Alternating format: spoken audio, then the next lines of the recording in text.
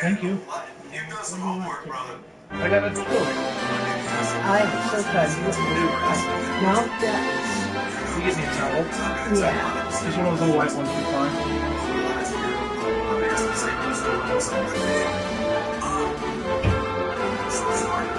Perfect. I'll sleep.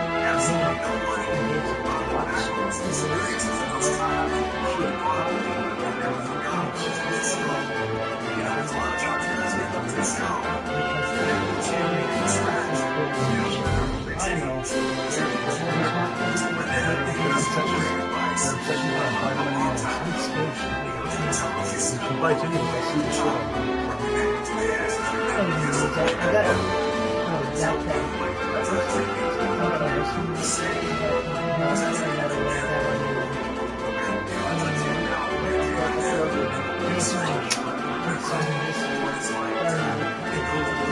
fine, right? Very okay. Oh, yeah. Thank you, thank you. Let's have a little kick a little faster. I didn't even get all the way to the mic and I can already feel the heat. That's how we go. That's how we go.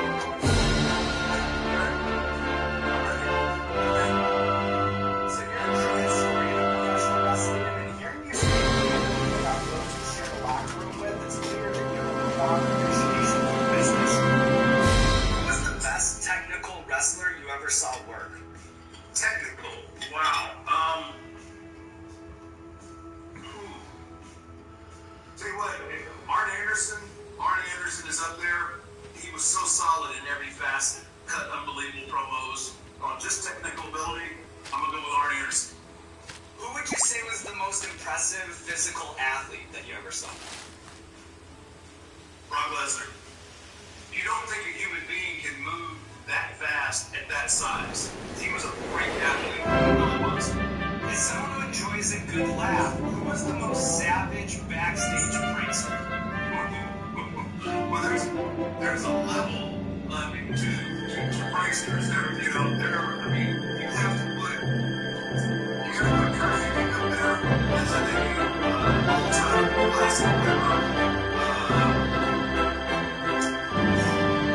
Then you have the kind of ribs that, start fights, Mr. Cookie. Guys would try and hang it back and it just escalate until I really made a bad mistake because there's a standing fight. It's okay. That's it. And I don't want to get into details, but there is some stories that regular people were at the end of and some of the flags that my heart, my goodness. God rest his soul. What a rare one my heart was. I know that this puts you on the spot. I don't think too much. If wrestling now is running a foundation, that's what there is in sports entertainment. Can you give me 4 defining wrestling matches that you recommend and try to track down and watch on YouTube? Yeah, I think so. Randy Savage and Ricky Steamboat. Any match between Ric Flair and Harley Race. A little bit of an egomaniac here, but I would put Undertaker Shawn Michaels WrestleMania 25. Modern day was a decent match between Edge and Randy Orton. Those are 4 that kind of encapsulates at its highest level. Kind of sneaks up on you on the back end and lets you know why the goat's so angry. It kind of tricks you. Like, oh man, that's good.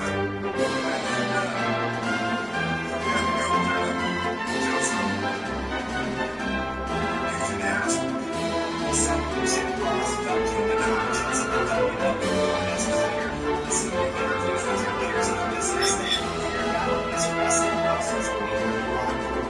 I don't know if this is true or not, so I guess I'll take it right to the source. But were you ever a judge in that locker room when you came to the before? Where two wrestlers had each other, they would come to a ceremonial thing, and then maybe they lost. So you guys really lost the case against them after 5 years for the winner or something like that. That's a something with the work you do. I don't want this one. I don't want this one. I don't want any story. I don't want any story. This is the words that got me able to do that play. Wrestlers work. And not all that is. Wrestlers work. It's not a way. That was sometimes really serious. It was a friendly way, a lighthearted way to kind of say, look, check yourself because everybody's noticing. You just don't get brought up to wrestlers who work for us. They went out and work people out every night. And, you go about your business. There's usually a good reason to be brought up to wrestlers who work. So you can see it all the time, but we call it gimmick infringement. Where guys guys get hot, more so back in the earlier days than they do now. But, I mean, it used to be, like, if you did somebody else's move, yeah, there very well could be a scrap if you let it go too long. So, you got to keep all that stuff in check or it'll get out of hand real quick.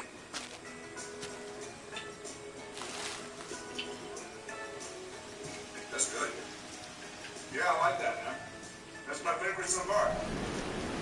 And we'll take a very great segment on our show called Explain That Grant, where we do a deep dive on our guest's Instagram called Interesting Pictures That Need More Context. And with you today, we have a theme. It's pictures of past Hot Ones guests. So I'll show you the picture. You just tell us the weirdest story. First things first. In Austin, Texas. So that was the start of my IT career. So I had my first crazy investment brand. And he started backing things on. I think it was like he was in New York when I came up there. So he had all that knowledge. He was a Texas guy. He had that knowledge. He didn't know what he wanted to talk to. And it was just fun. It was fun watching his face kind of light up when we talk about this. So really, yeah, very guy. Here you are, really soft, Stone Cold Steve Austin. What do you think is your best match against him? A SummerSlam, Hill. It was so good up to that. It was in Madison Square Garden. They had this big Hill. Plus, the billboards were everywhere. The match was okay. It was awesome. I damn near knocked Steve out that night, inadvertently, of all things. My head hit him right in the chin. His eyes rolled like a slot machine. And it took a few minutes to get Steve back with us. But, Yeah. it was funny. Is the liquor store open? You're until 10 now, yeah. Really? I'll be keeping that on. Well, I know, I just asked. I bet it's been that way for a while, too. I noticed it when I went to Walmart. Really? I thought I seen it the other day open, too. You can do something. Now we're getting on the old uprise of it again, so we'll do that again.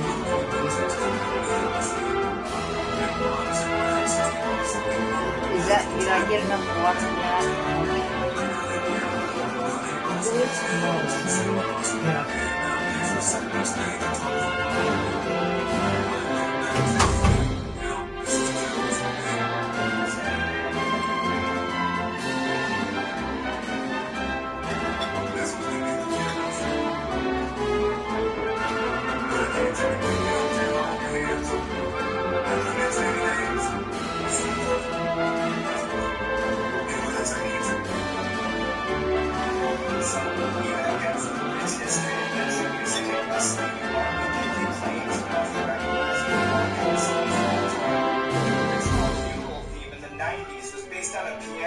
By Chopin, but with sinister organs and chimes.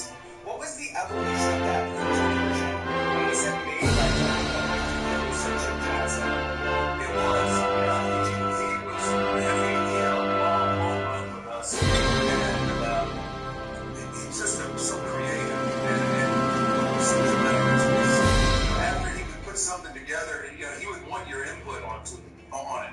There was a time there was actually a really nasty guitar riff. As that character morphed and evolves, the gong at the beginning is so iconic.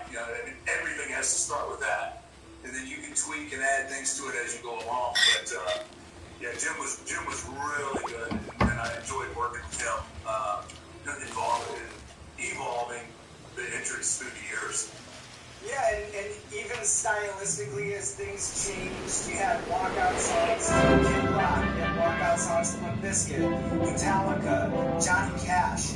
Looking back, which of your walkout songs outside of that original got the biggest pop from fans?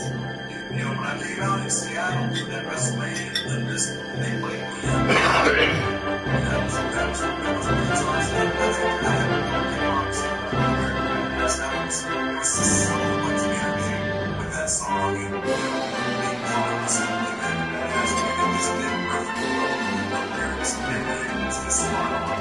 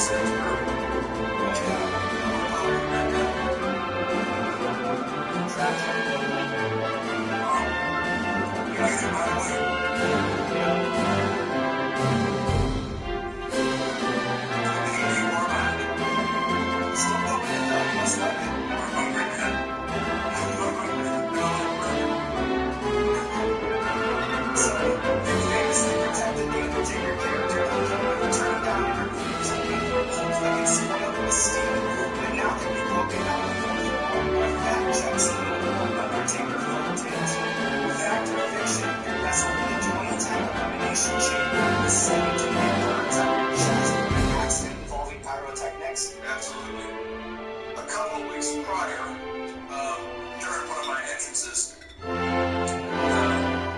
that bourbon's been around for a while.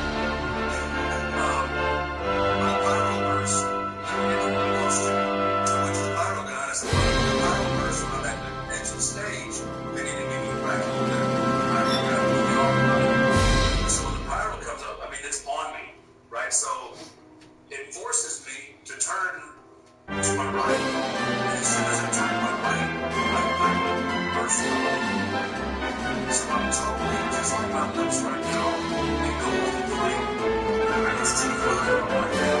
And previously, the announcer had tried to release me, you know, he's so fired up, he can't hear it, terrified, right? I was on fire, I was trying to put myself out. I was in the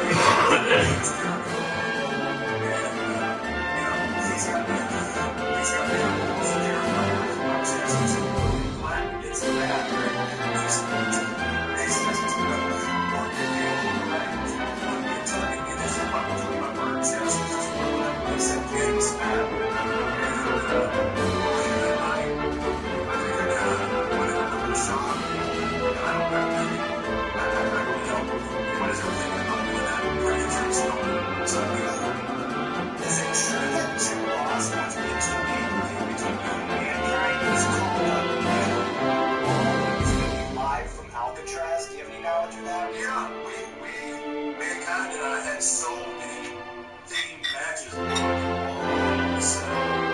We had to deal with characters that those matches really lent themselves to. Yeah, Jim Austin, I can see you guys, you never get to Alcatraz. The only way to win the match is to escape Alcatraz. You know, they just never make it happen. But I was always on board for that. I just thought that would have been the coolest thing ever to do. And then finally, fact or fiction, your mom scolded Shane McMahon when he punched you in the face and drew blood. My mom scolded a lot of people. It got to the point I had to quit bringing her to shows when I go use them. I remember, it is true, by the way, yes. And she will cuss Triple H to this day. 6'10", 320 pounds. I'm still a baby, right? I'm still a baby, and she thinks she has to help me. It was WrestleMania in Dallas. That's where I wrestled Shipping in Hell in a Cell. So she was exposed to everybody that she had seen on TV. I think she got promos on just about everybody she didn't like.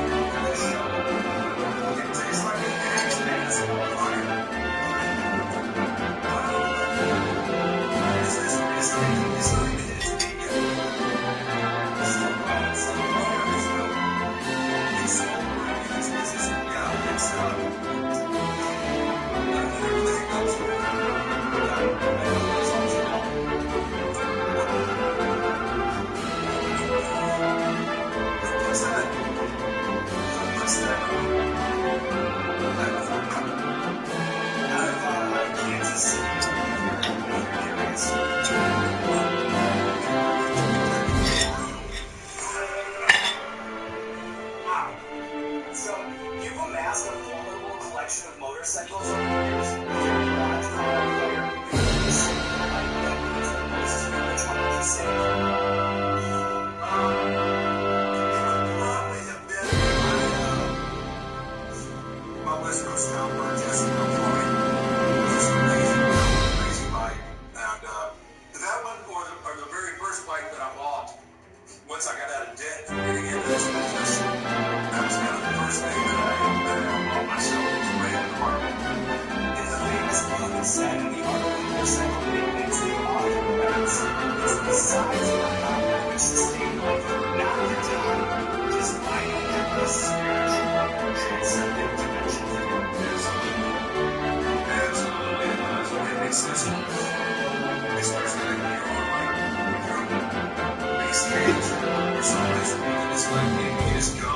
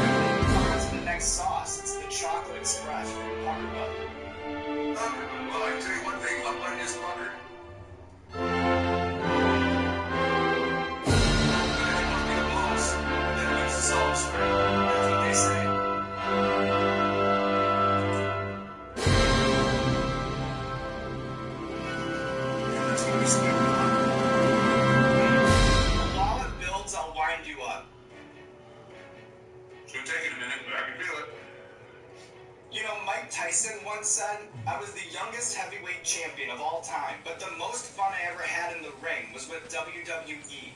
As a boxing diehard yourself, what do you see as Tyson's lasting impact on professional wrestling as a whole? He gave us an era of legitimacy because he was the most covered athlete in the world. We had been getting our butts handed to us from WCW, they were killing us everywhere. We finally built our roster. It was absolutely the turning point where we never looked back again. It really was. They were fast track. It was probably one of the greatest eras ever in wrestling, in my opinion.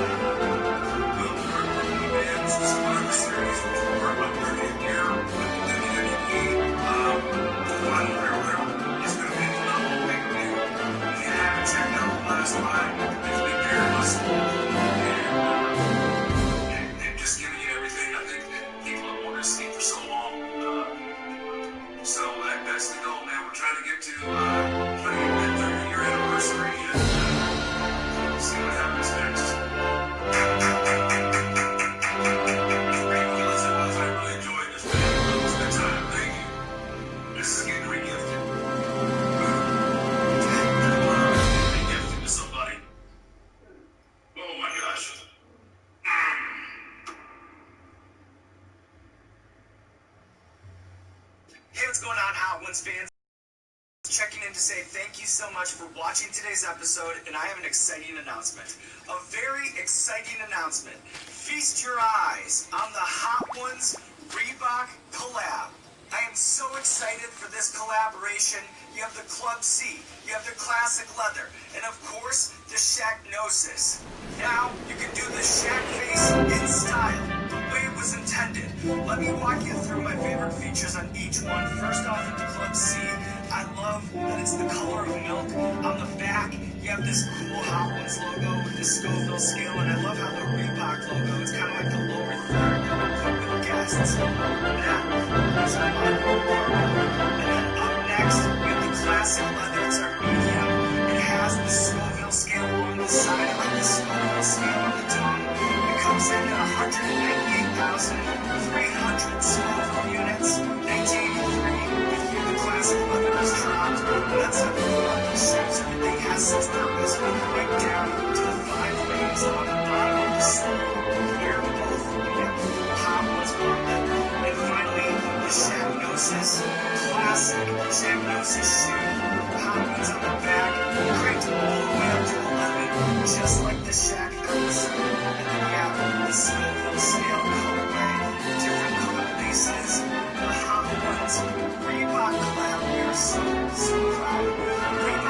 Reebok.com.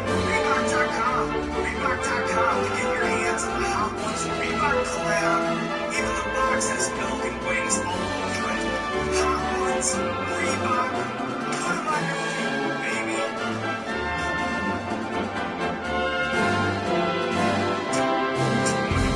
I want to be bright. I want people to see all of me not being so perfect. I never want to be somebody who's easily defined.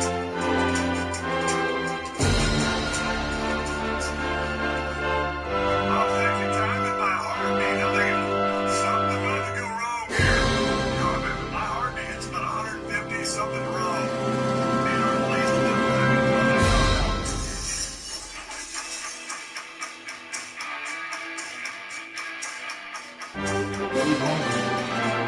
What's going on, everybody? Of course, we FaceTime Sharpness. We're watching Hot Ones. It's the show with our first and favorite Outer Wings. Today we close out season 9 with Steve Austin. He's a 6-time WWF heavyweight champion and WWE. You can catch him on the award-winning podcast, The Steve Austin Show. He also has a new TV show. It's called Straight Up Steve Austin. Catch him Mondays at 11, 10 Central. Monday Night Raw. Plus, you never heard of it. Still be welcome to the show.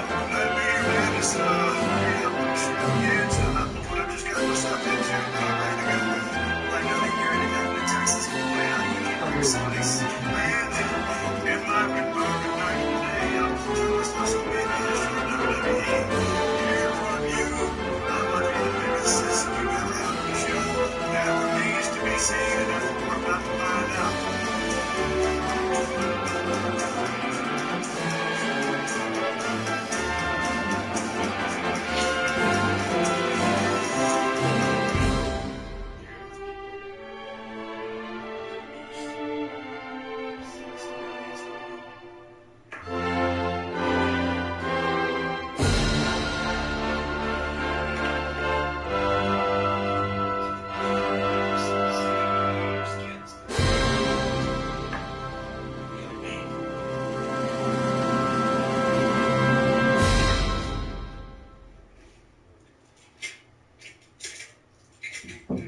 Yeah.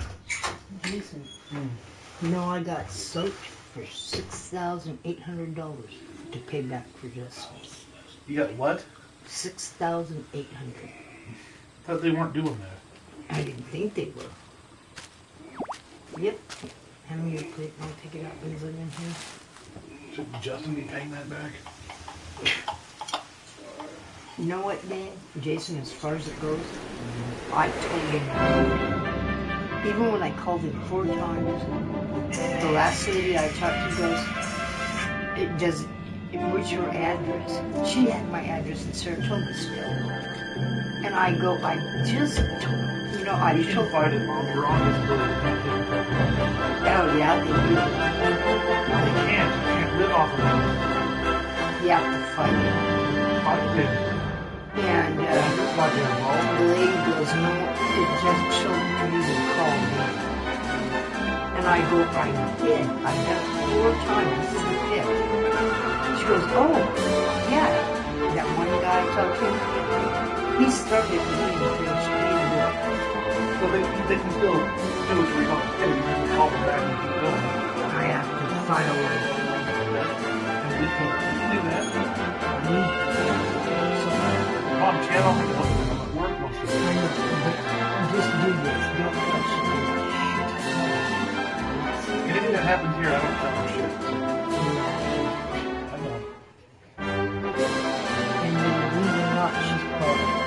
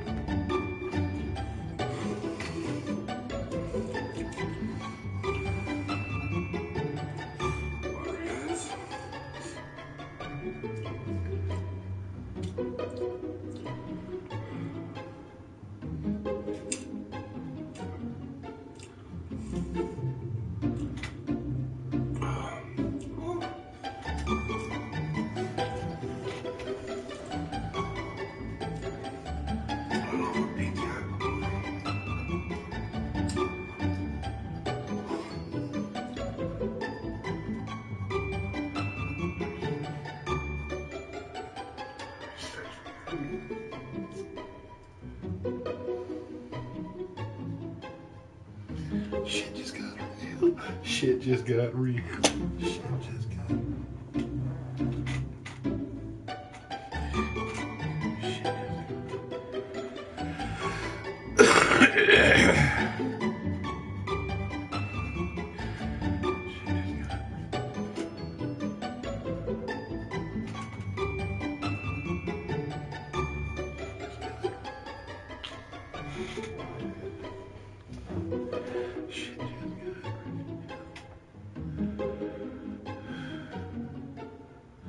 Shit just got Jeeps.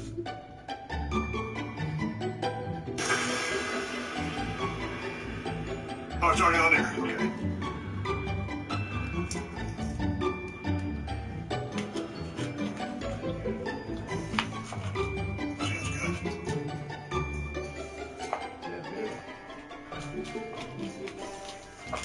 So, as a show that forces scorching hot chicken wings on our guests, we're super interested in this movement towards experiential celebrity interviews. Do you think all those years clicking with wrestlers in the ring, do you think that gives you an advantage when it comes to building chemistry with a TV show or podcast guest? You know, being Stone Cold Steve Austin back in the day, a lot of people think this guy's looking wound up. He's looking over the edge. He's crazy. You know, he's always mad. He drinks a lot. I drink a little bit. But I enjoy meeting people. I enjoy talking to people. And I'm curious by nature. Shit just got real. Something better get at it. So I'm hoping this season catches on so I can apply what I've learned this season into another season. And keep going from there. But I don't think being a WWE superstar necessarily.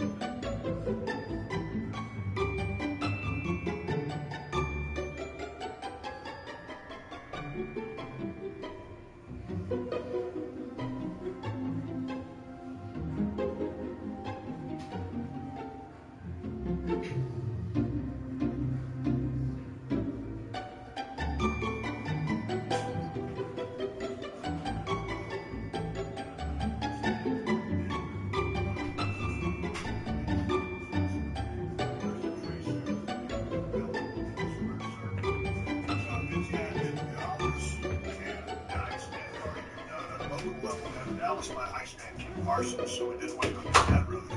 And so based on, my concept that I gave them, they pitched me temperature-based names. And what about being temperature-based is cold-blooded, like being remorseless, ruthless. And so I was like, you gotta be kidding me. This is a creative genius, it's WWE. I mean, they're supposed to make anybody and everybody turn them into a superstar. So the names were absolutely ridiculous. And I cannot believe that that was the best they came up with.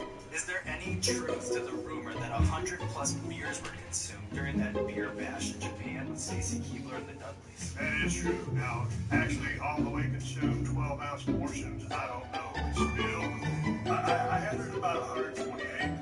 I think it's still a record. But you come out of a session like that, and like people say, hey man, you wasted most of that damn beer.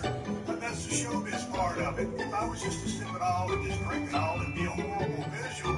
So you got to get something on you. But I'll tell you, there's been, I don't know how many times I would come out of that ring and you'll leave with a buzz. Yeah. If you go in there with an empty belly and it goes with all that beer, you're going to get a buzz. Fact or fiction, you and Booker T caused $10,000 worth of damage to a grocery store brawl.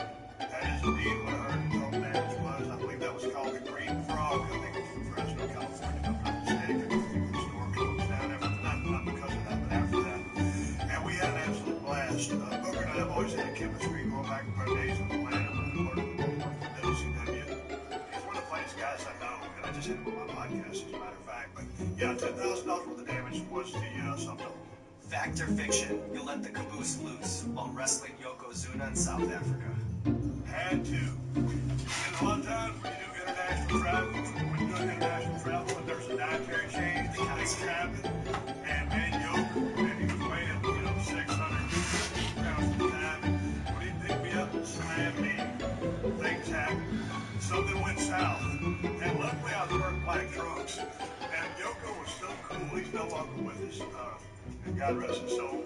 When I was laying there on the mat, I just grabbed my trunks and I looked at him. I said, "Yo, let's go home." Go home is Russell speak for let's do the finish and get out of here. And he so coolly goes, "Okay, bro." And we did the finish. I got beat. I walked to the back and took a hell of a shower.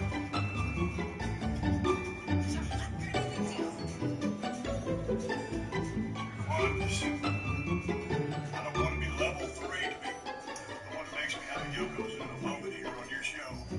Because the scene from now into what a finish it would be. Got Stone Cold out here and he shit himself. What's our language parameters?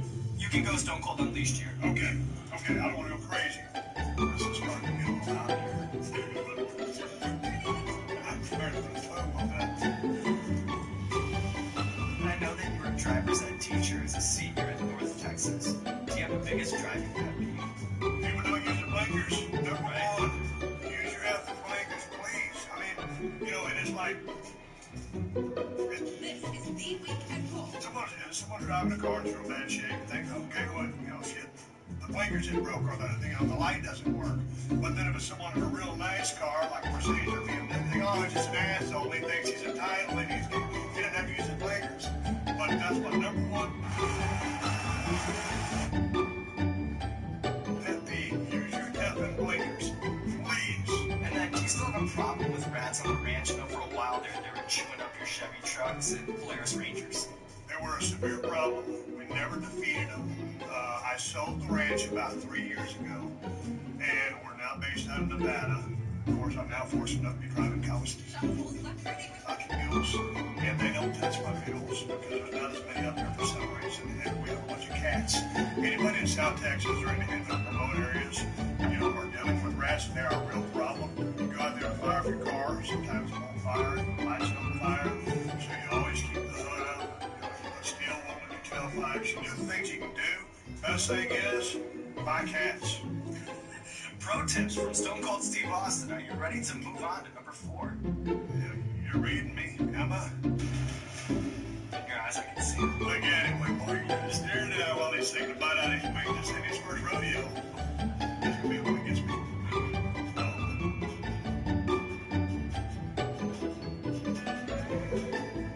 So I know that you're a true student of professional wrestling, and you're always very generous with your praise for those who come before you and after. Pound for pound, who was the most physically impressive athlete during your wrestling days? My kid back in his day was very cutting edge. Just a snap suplexes, dive off the top ropes. I mean, he was really innovative. The way he did things, the way he executed things in the ring, he would be someone that I would put on the list that I had respect. Besides yourself, who had the best mic skills during the Attitude Era? You can not overlook The Rock. When he first arrived on the scene, he was just good looking, you know, third generation babyface, and just people just didn't take to him. There was a die, Rocky, die, and they put him in the Nation of Domination, and he ascended to the top of that organization, and he started wearing the silk shirts, and he started referring to himself in third person, working that eyebrow, and he electrified and captivated crowds with his catchphrases, his cadence, his delivery, and his message, calling everybody jabroni, knowing your role. So, yes, I was an outstanding promo in my own right and had my own style, but Rock commanded the audience's respect, attention, and elicited the response that he was looking for from them. Who had the most insane pre-match ritual? I don't know who had the most insane, but who had the simplest was Jake the Snake Roberts, because it's back in the day when he carried the snake in the bag. The snake would be laying up, I'll say, a trash can with a flat top, or maybe on the floor. And Jake would be walking around, he never went to the gym, he'd be smoking a cigarette. And all of a sudden they did Jake's music. He'd take a final drag off that cigarette, crush it out with his foot, throw the snake over his back, and just walk to the ring. No warm-up, no nothing. That's how he did it, dragging on a cigarette. And once Jake got in the ring, he commanded your respect. And he had this presence about him, and he's one of the most economic, efficient workers out there, where he didn't do a whole lot, but everything he did meant something, and he was always working for that DDT. So his he was phenomenal in that right, but the simplicity of his warm-up routine would stand out more than the craziest routine that I can think of.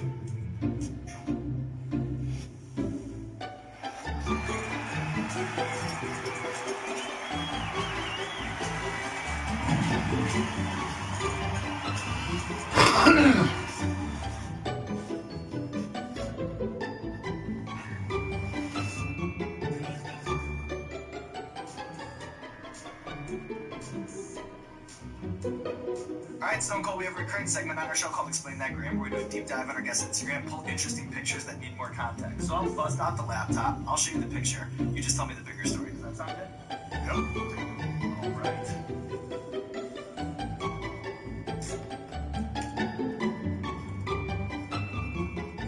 Here you are doing some work on the ranch. In all your years on ranching, have you ever flipped a tractor, been bitten by a snake? When you think about broken skull and near emergencies, is there a story that stands out? There's a couple times when we're mowing the ponds, we call them tanks in Texas, a water hole. The embankments are pretty damn steep. I used to work for the highway department when I was a kid, so I used to drive on the overpasses and stuff like that on the sides of highways. There's a kind of a pucker factor, we call it, and you're dragging a 15-foot batwing shredder behind you, which kind of gives you a little bit of a low center of gravity or keeps you anchored to the ground. But just the fact that if you hit a hog waller or something like that, you just know that tractor's going to flip over and your ass is going to be upside down in the water, and ain't nobody going to get you out of there. So many near cases of that are just pucker factor. Never got bit by a rattlesnake. Heard a few, and they have a very distinct rattle when you're walking to your deer stand, and all of a sudden one starts rattling at you, and it's kind of like that come to Jesus moment. And I don't hear very well, but I can hear a damn rattlesnake, like it's nobody's business. What do you remember about meeting Muhammad Ali? Paul Orndorff is the guy right there to the left side of that picture. He actually took a pair of boxing gloves to get Muhammad Ali to sign them. But Muhammad Ali was simply the greatest boxer that ever lived, and such a charismatic personality that he had this global, worldwide following of people who absolutely loved him. I've never met anybody that said anything bad about Muhammad Ali because he was just universally loved by literally everyone. So it was really cool to remember that I met the go-to. Sip of tequila for the Oregon man. Do you have a go-to margarita recipe? Oh yeah.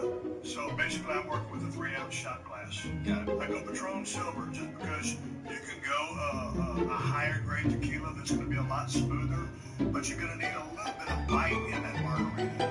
So 3 ounces of tequila, then pour it in a shaker, about an ounce to an ounce and a half of triple sec, about an ounce to an ounce and a quarter of lime juice. People get carried away from lime juice. Most times when you go to restaurants and you give you something that just tastes like limeade and it just kills you. No can do. That's the biggest mistake rookies make, or bartenders that don't know their shit with the margarita. Just a spray of agave nectar, just a few drops. So you shake that up in a shaker, right? And then you pour it out on fresh rocks. And then you float about an ounce of red wine on top. And that's the Ruby's Hill Ranch margarita. And each one you drink is a triple. So by the time you drink 2 of my margaritas, that's 6 shots of tequila. You're good. Yeah, no, I'm not good, but you would be good.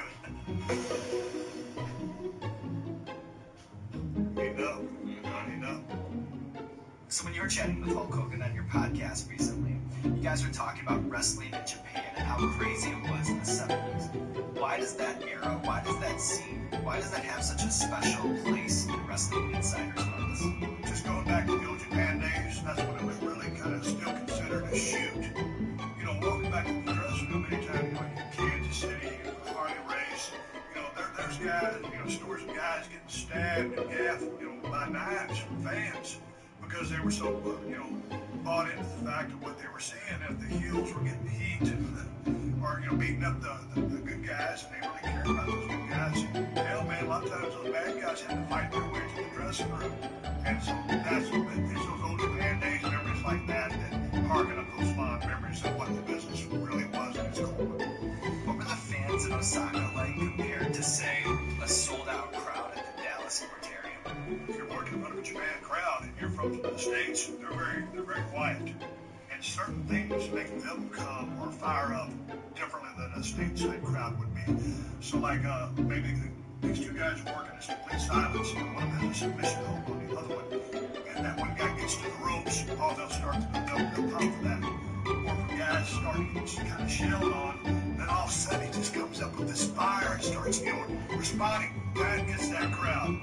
So much different from an audible level of storytelling by listening to the crowd. I don't hear very well, but once you put me in an arena full of 20,000 people, if the son bitch up there in row 100 is booing and everybody else is cheering, I know exactly where he's at. And I'm not worried about it, but I'm just saying that's how in tune I am with the crowd, because you're always reading the crowd.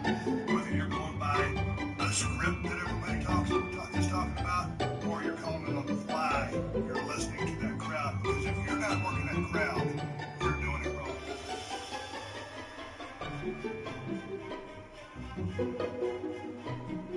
Hell, I watched Shaq come over here. Boy, he was sweating bullets, and Gordon Ramsay was dropping F-bombs everywhere. And look at you.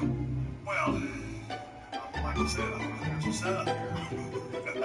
And those guys, no, I haven't got a chance. I love Gordon Ramsay. I met Shaq 9 times. I met Shaq was really good. But he said he wouldn't show any faces. He did pretty good. He maintained his composure for a while. He started sweating.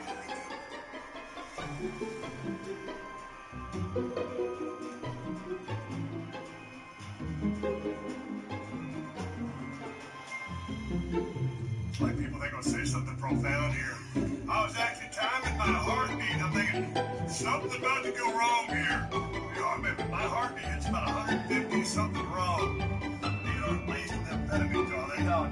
Yeah, I'm checking my biological and physiological responses as you're sitting there looking at me. We've got him hooked up to the biometrics over. Okay, that one's starting to get there. Yeah, that one's starting to get there. I know I can go one deeper, but that one, I'm feeling that one. Yeah. What you got for me? So as a guy who embraces the simple pleasures, but also has an appreciation for the things that are badass, I know that you're very proud of the project you've done with us, Brewing Company, Broken Skull IPA. Are you of the belief that the beer you drink says something about the person? Yes, it does. And I stand by that beer. I worked on that beer, sitting at a table just like this, very much like this with Ron Croxall, the owner of Also Got No Brewing Company. We decided to collaborate on a beer.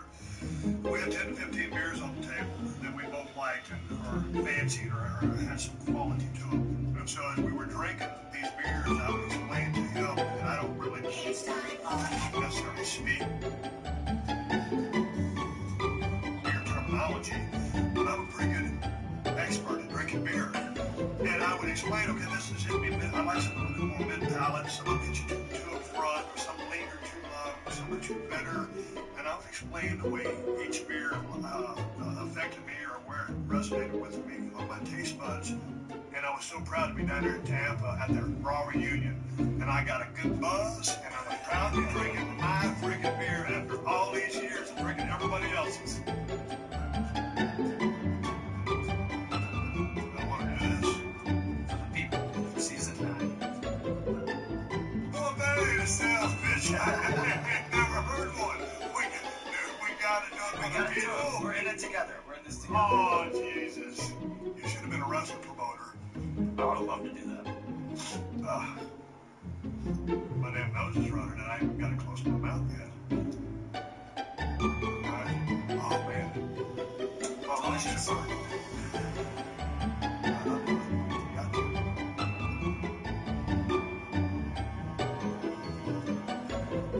Showing my range here. Anybody can just take a bite out of it. It's like, no, but you know what? I would ask you something. Sure. I'm kidding you. I'm just fucking with you.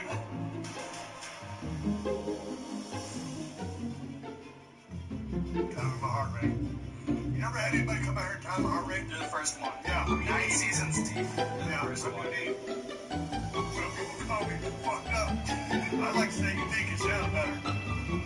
So one of my favorite things about listening to the Steve Austin Show is hearing you and other wrestlers talk shop and trade war stories from your years in the business. And I've come to figure out that wrestling lingo is the best kind of lingo. What does color mean? Color me blood. What is GP? GP is if you and me are working match and I'm the bad guy, and I were to spit on you. That's GP, because anybody could have done that. What do you mean when you say call it high spots? See, a high spot is, now we need some motion. We need to do something to elicit a response. Tackle drop down, hip toss. 5, you in the headlock. You're going to shoot me off. You're going to take the tackle. I'm going to run a rope. You're going to drop down. I'm going to jump over you. And then you're going to hip toss me on the way back. So a high spot is movement within the match. What's a receipt? A receipt is, I'll give you a great story. You play something in too hard, the other person's got to send you a receipt that says they do something now. So a long time ago, I was working with a big boss man, Ray Trailer. Ray Trailer about 6'6", 300 pounds. He was a former, prison guard, and that was his gimmick, big boss man. And Ray hit me with about 6 lefts. That referee Earl Hebner's kind of sitting there watching. He's kind of got this shitty grin on his face. He's kind of smiling because he knows I'm only going to take a few more. So finally, I decided I've had enough.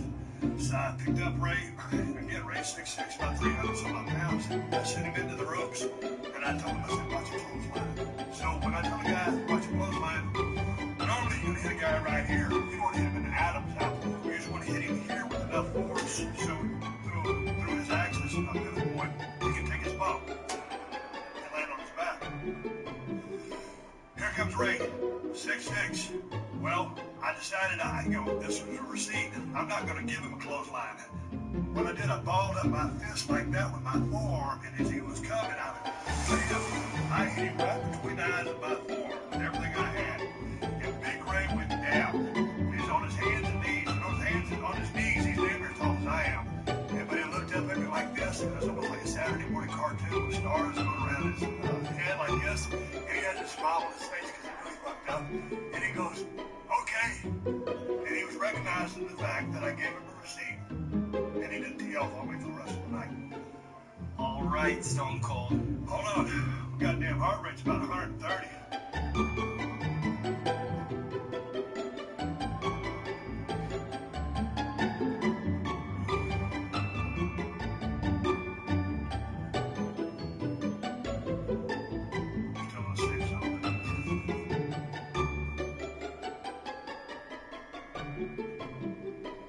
I should have worn my heart rate monitor.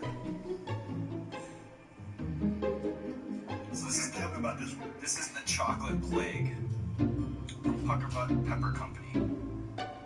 Let's see. Did you need to know all that? Well, I didn't tell you what's going to happen tomorrow. Okay, I was trying to give you my receipt story, and that son of a bitch was kicking my ass, and I gave you I tell that story in a much better fashion. My mouth is on fire, so I can get there. That's great. Is milk my friend at this point? Most are from. Sip of milk for the working man. Is this going to be hot or nothing? So much what you're saying? It will not. You're such a liar. I wouldn't lie to you. I'd be an idiot to lie to you in this situation. Is it going to compound the fact that I've got a residual in this building? I think that we're already past the point of no return. It's like we've been drenched in a shower. Who cares if it rains? You're so full of shit, it's unbelievable. I'm buying it. I'm going with you. I know I shouldn't, but I'm going to.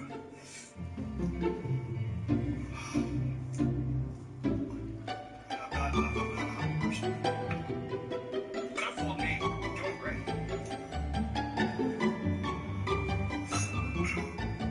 Do you have a favorite WWE Raw cameo from a non-wrestler? The Mike Tyson stuff was always very good. I love doing business with Mike. When he came down, and Vince McMahon introduced him a long time ago in the middle of the ring, and he was going to referee the match between myself and Shawn Michaels at WrestleMania 14. And I came down there and got in his face, flipped him off, and he pushed me. And I tried to get back at him, and I was trying, as we were saying, going back to wrestling, they go for a shoot to get back at him. Of course, I didn't want to get back at him.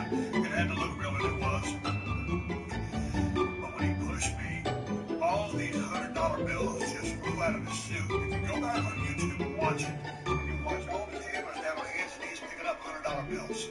And I'm kicking and scratching, and Briscoe, Slaughter, all the guys are holding me back.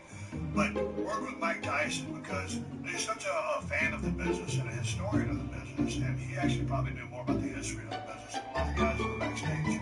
But just him by himself as a person, I just love the guy. All right, Stone Cold. Oh.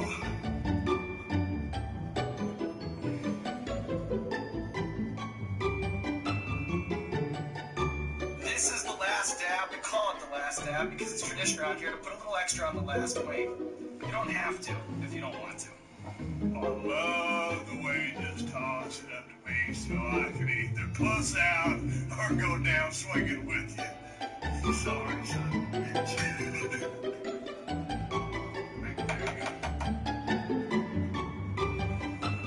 me what I'm about to get myself into. Well, it's Describe death to me. Tell me what I'm about to get myself into, Grim Reaper. Here's what I'm saying. I think that you have gone, we're approaching the peak, of this Spice Mountain that we're climbing together. Yes. And I don't see a drop of sweat on you. I've stared across this table for so many crazy things, from people doing laps to spitting in buckets to pouring milk up their nose to dumping water over their head.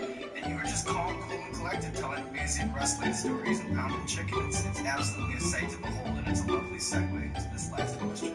Okay. What is it? First we feast.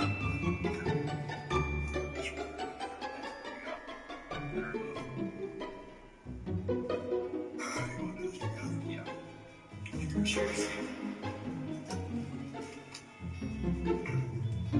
Alright, Stone Cold Steve Austin, here we are at the end of our tag team match against the Wings of Death. Before we go, just one more finishing move before they hit the bell.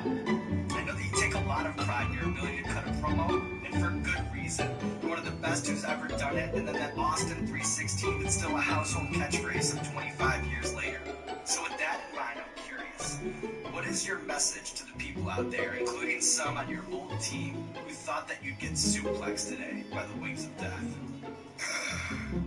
I watched Gordon Ramsay, I watched Shaq, and those guys were sweating bullets and cussing and raising all kinds of hell. So for me to be able to wing this, no pun intended, have a wonderful sit-down conversation with you, who obviously does a shitload of research, was one of the defining moments of my entire life. Wow, well, I am humbled. Hear me, Chris.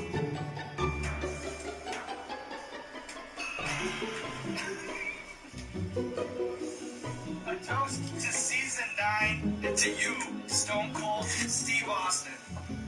Thank you for having me on your show, and congrats on 9 seasons. I hope I can get 9 straight up Steve Austin. Well, now you know what, Steve? There's nothing left to do but roll out the red carpet for you, my friend. This camera. Let the people know what you have going on in your life. Hey, my name is Stone Cold Steve Austin. I'm sitting here with Sean. I just got finished doing the season finale of Hot Ones, and I had a blast doing it. My mouth is on fire. I got a podcast. We drop twice a week on Podcast One and iTunes and whatever major podcast platforms there are. I've also got a badass beer out called Steve Austin Broken Skull IPA. And right now, August 12th was the season premiere for Straight Up Steve Austin, my show on USA Network. And it's every Monday night after Monday Night Raw. And I hope you will tune in to set your DVRs, because I love doing this show so much. I love to be able to be as successful as you are and get 9+ seasons out of it. I've had a good time here, and that's the bottom line, because I said so. Great job, Steve. Great job. Thank you, man.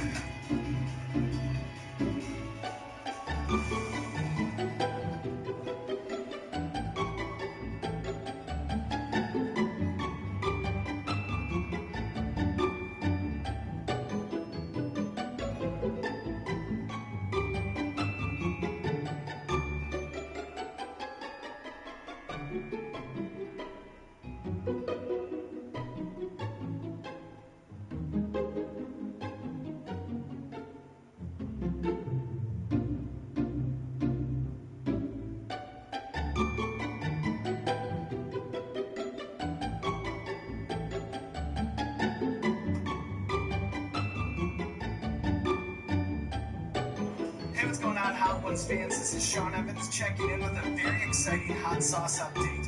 Our first ever collaborative sauce? It's here. 88 Rising. First we feast, joining forces to make Dragon in the Clouds. You saw me, Joji, and Rich Brian mixing it up in the cauldron. Yuzu from Japan, Szechuan peppercorn from China, and of course, you know your boy brought the heat. Don't worry, we got some professionals together to make sure this stuff is FDA approved.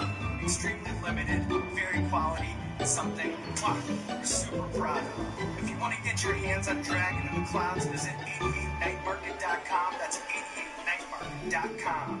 Don't miss your chance. The dragon can fly away. I gotta walk it off. Yeah, go ahead. I gotta walk it off. Take a lap, Bill. Oh my god. Dude, that's the hottest fucking thing I've ever ate.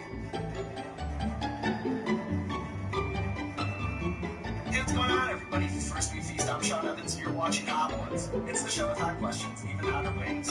At long last, I'm joined by Bill Burr. Bill, he's one of the biggest stand-up comedians in the game. You know him as the host of the Monday Morning Podcast, as the co-creator and star of Netflix's F is for Family, now entering its third season. Bill, welcome to the show. Thank you for having me. Well, it's good to have you in this seat finally. How are you? Spicy food? You crank it up a little bit? A little bit. I don't get crazy. I like this is gonna be all the comedic elements that you want is gonna have. Look at that. I'm pasty as hell type of you. You and I feel like most of my shit was boiled growing up. Very bland. You know, salt and pepper was about as hard as we wanted in our house.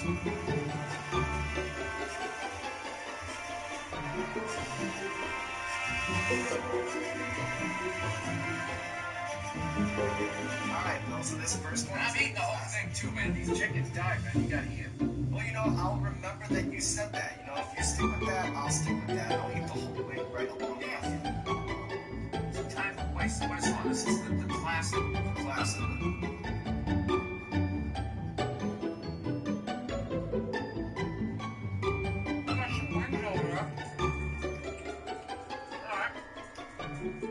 So you've been dealing with this asshole stereotype your whole life. You've listened to a lot of audiences hear their first exposure to this New England accent and sensibility. So what I want to do is bounce some Boston-related stories. I don't think they saw me Will Hunting.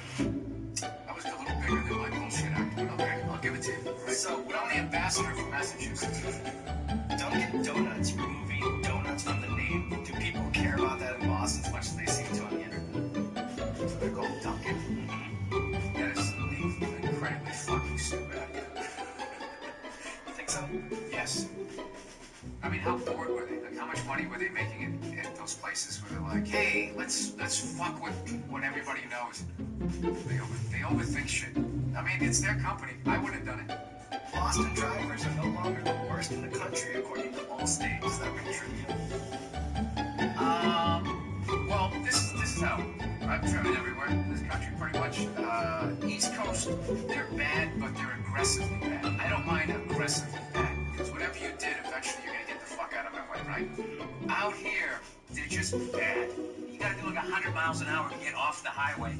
But when you get onto surface streets, it's like they're staring at their phones or they took a pot cookie. Oh, and people who ride bikes in LA. Are morons. They fucking dress up like they're in a bike race, and then they just drive out in the road. And they always yell, share the road. It's like, well, yeah, you too. Move over.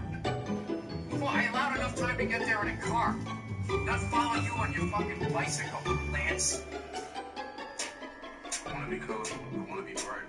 I want people to see all the beauty of not being so perfect. I never want to be somebody who's easily defined.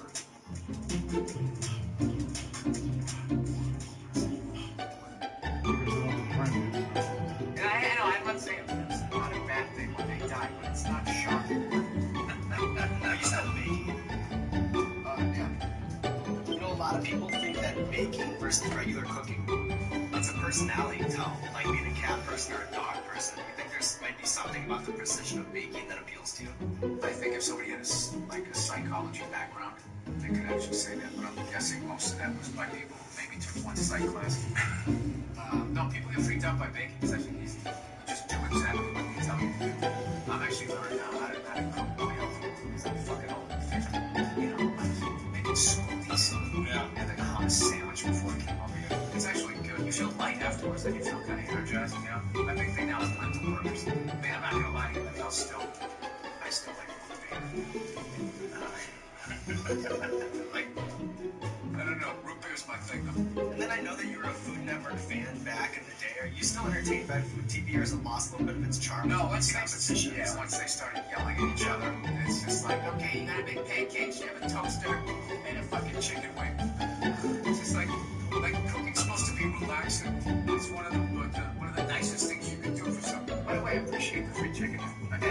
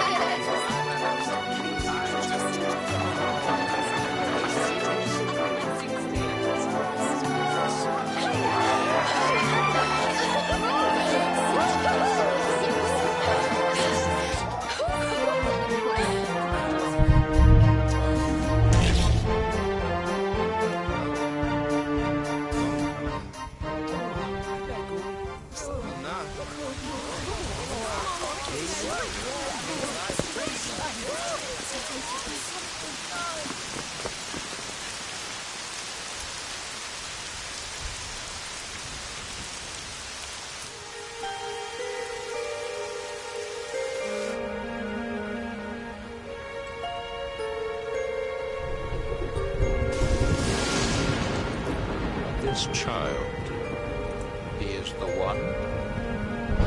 There's the mark. There's no mistaking it.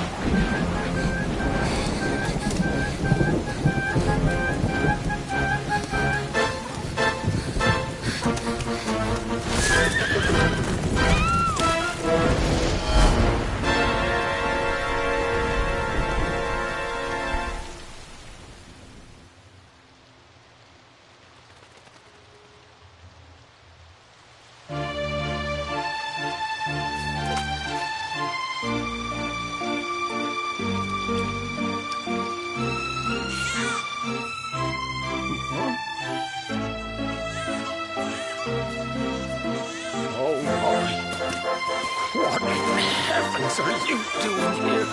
And after that awful storm, too. However did you survive? Oh, you're a jolly one. What's this? Oh, you poor thing. Come here. Come here. Oh, there's no need to be frightened anymore. You're safe now, little fellow.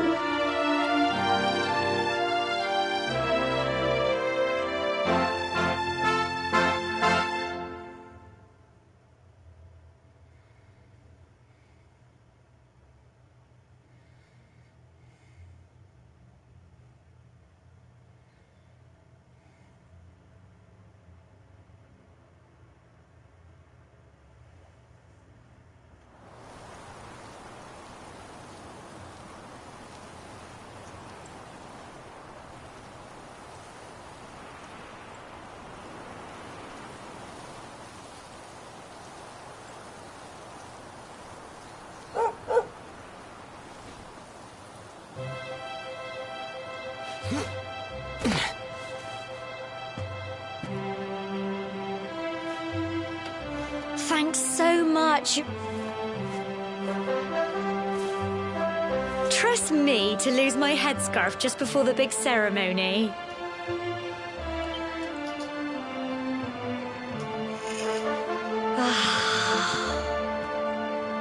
So it's finally here, the big day. I can't believe we're going to be climbing all the way up there.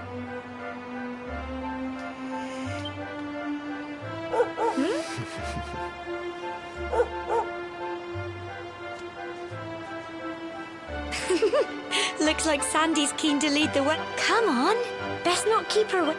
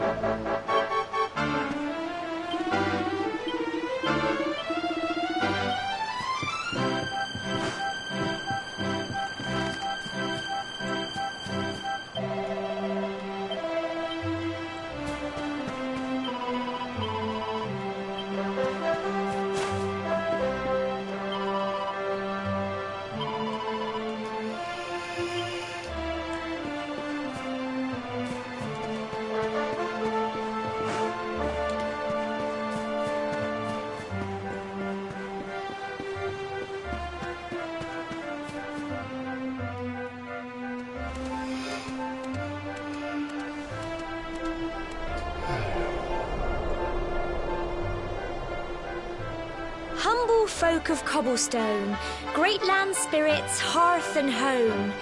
That's how it goes, isn't it? My granddad's been teaching me the prayer ever since I was little. As long as I can remember, he's been preparing me for this day. I just wonder whose idea it was in the first place, sending the village's young folk on such a dangerous errand. Well, not to worry. Since you and me were born on the same day, I'm lucky enough to have a bodyguard. Come on, then. That craggy old thing went... Oh.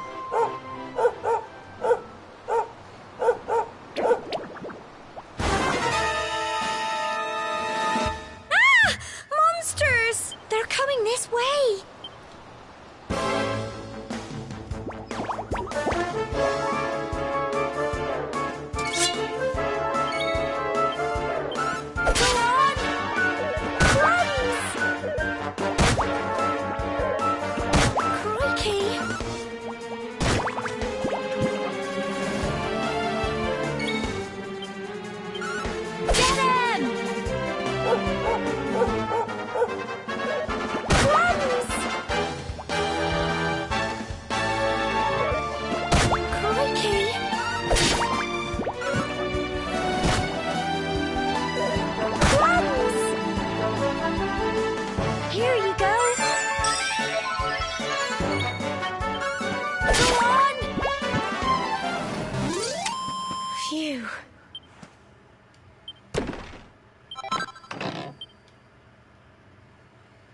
Crikey, I wasn't expecting that.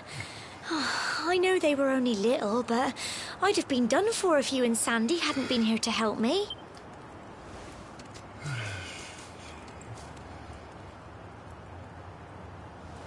And now we've got to go through that horrible, dingy cave. I'll bet you anything that's where those awful things came from. Well, as long as you're with me, I've got nothing to worry about. Come on, let's get going.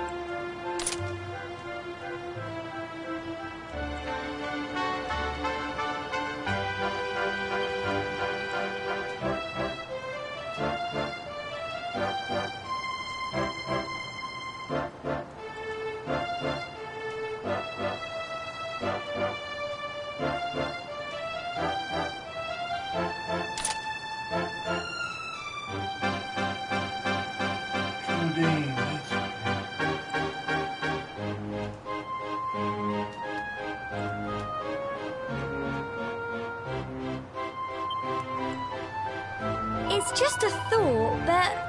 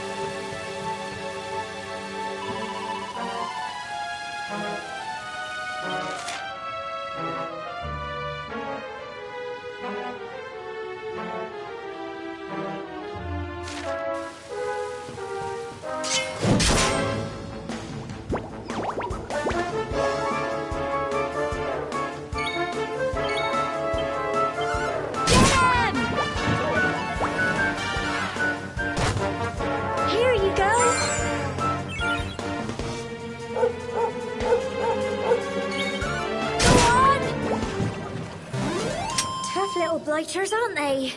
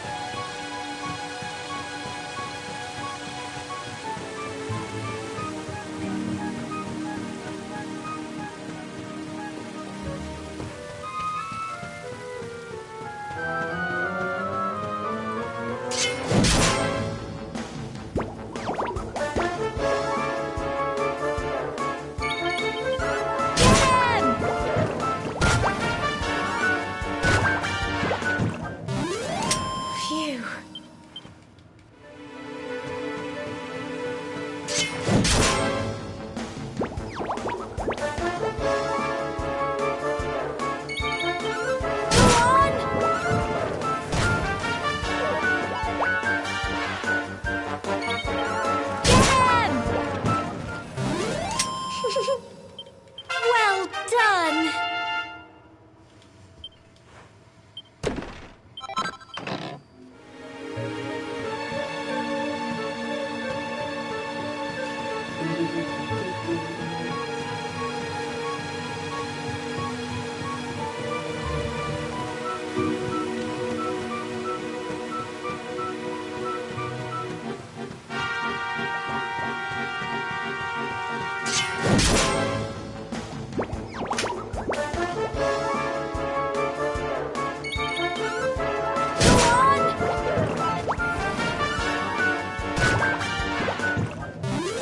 Tough little blighters, aren't they?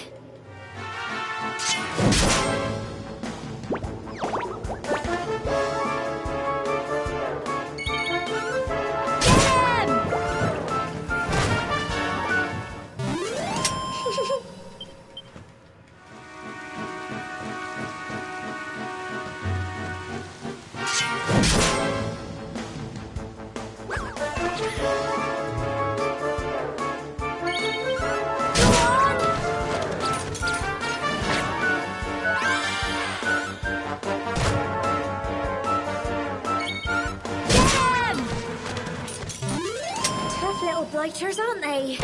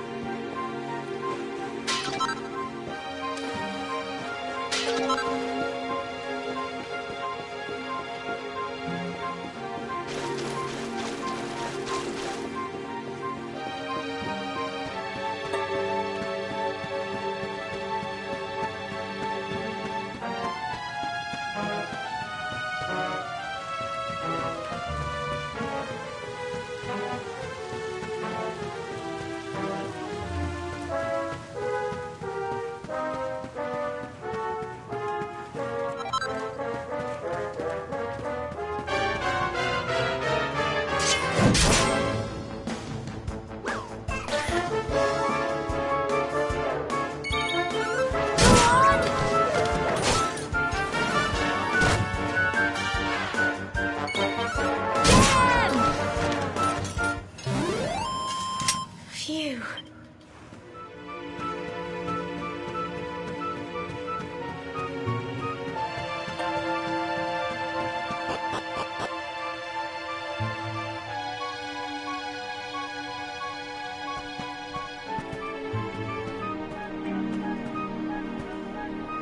Core, look at all this fog. Help! Help! What? Cole? Quick! You have to help him!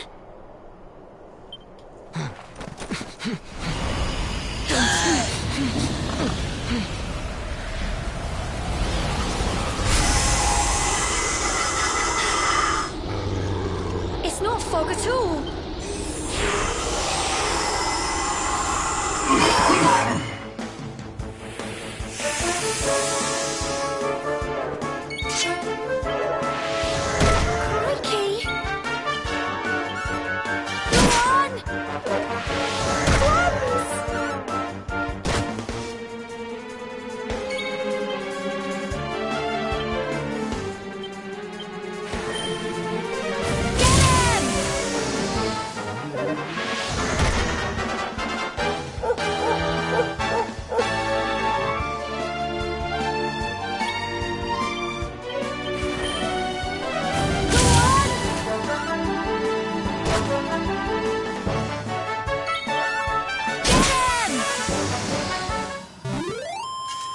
tough little blighters, aren't they? I'm so proud of you.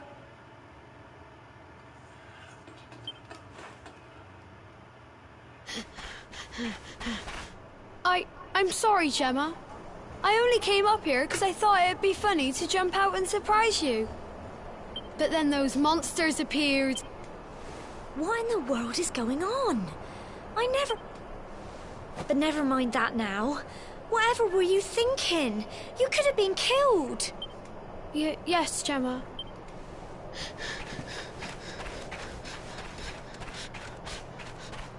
You saved my bacon again. Not far to the top now.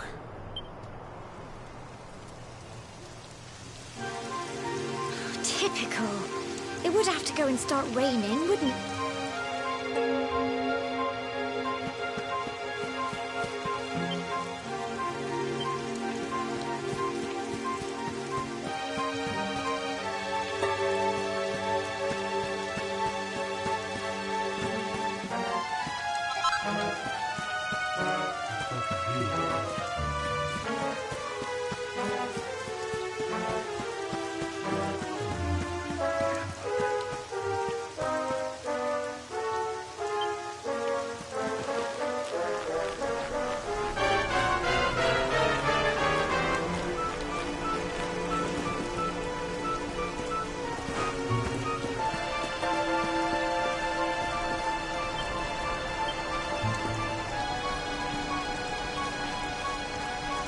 Fuck these graphics.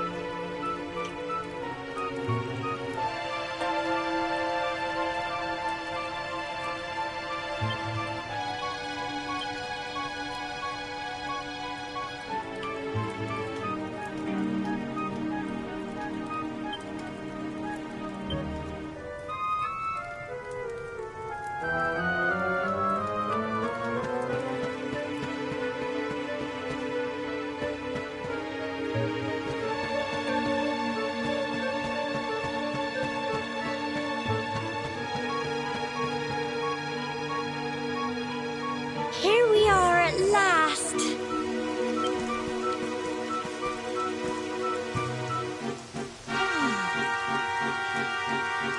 It's such a shame about the weather. I was really looking forward to that view. Well, we better say the prayer and get this ceremony over with, eh? What was that?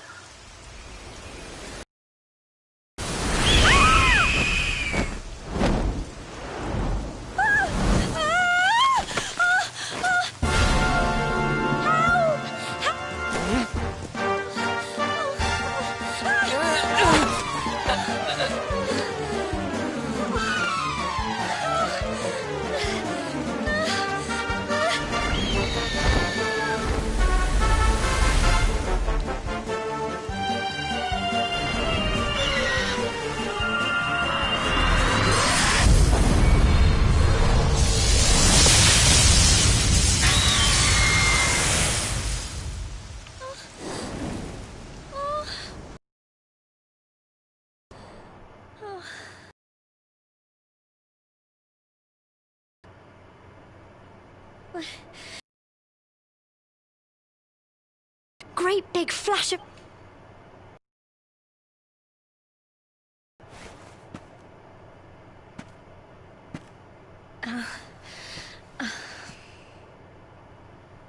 Look!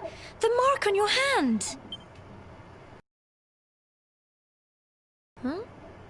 Oh, it stopped. All I know is that you saved me yet again. I don't know what I'd do without you. Now, we really had better be finishing up this ceremony.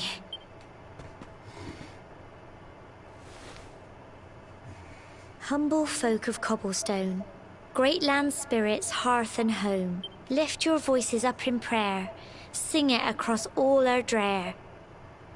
Blessed are we since days of yore, let it be so forevermore.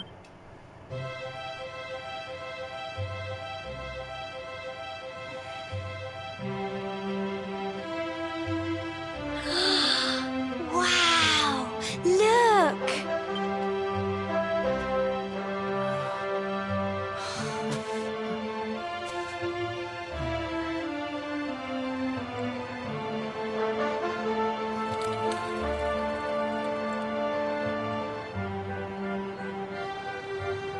It just goes on and on and on.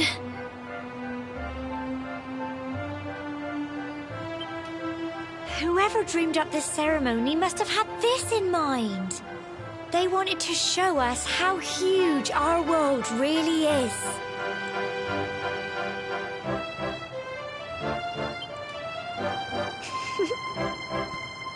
Well, that's it. It's all over and now we're grown-ups. Should we head... They'll all be waiting for us at the bottom.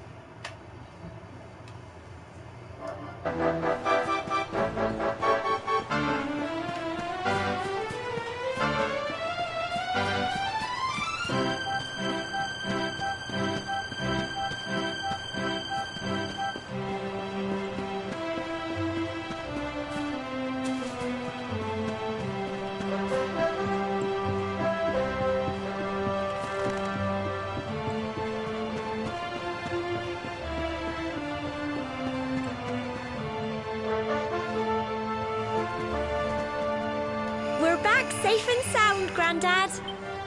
Indeed you are, my dear. When we saw lightning striking up there, we got a little worried. Well, I never. Well, there's no doubt about it. The spirit of the land was watching over you. Now tell me, my dear, how was the view from the top? It was wonderful. I saw the sea stretch into the horizon and the sunlight playing on the water. You're true Cobblestonians now. You're still young. I hope our little ceremony is... Now, it's high time we were heading back.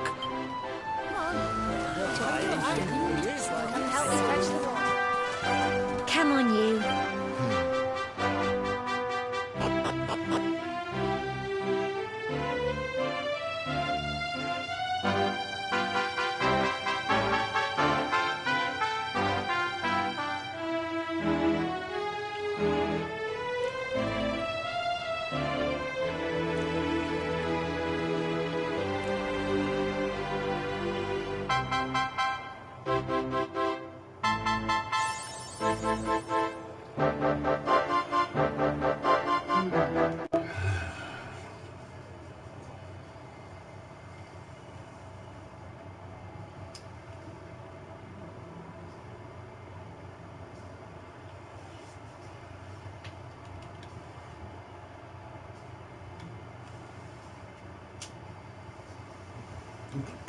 love.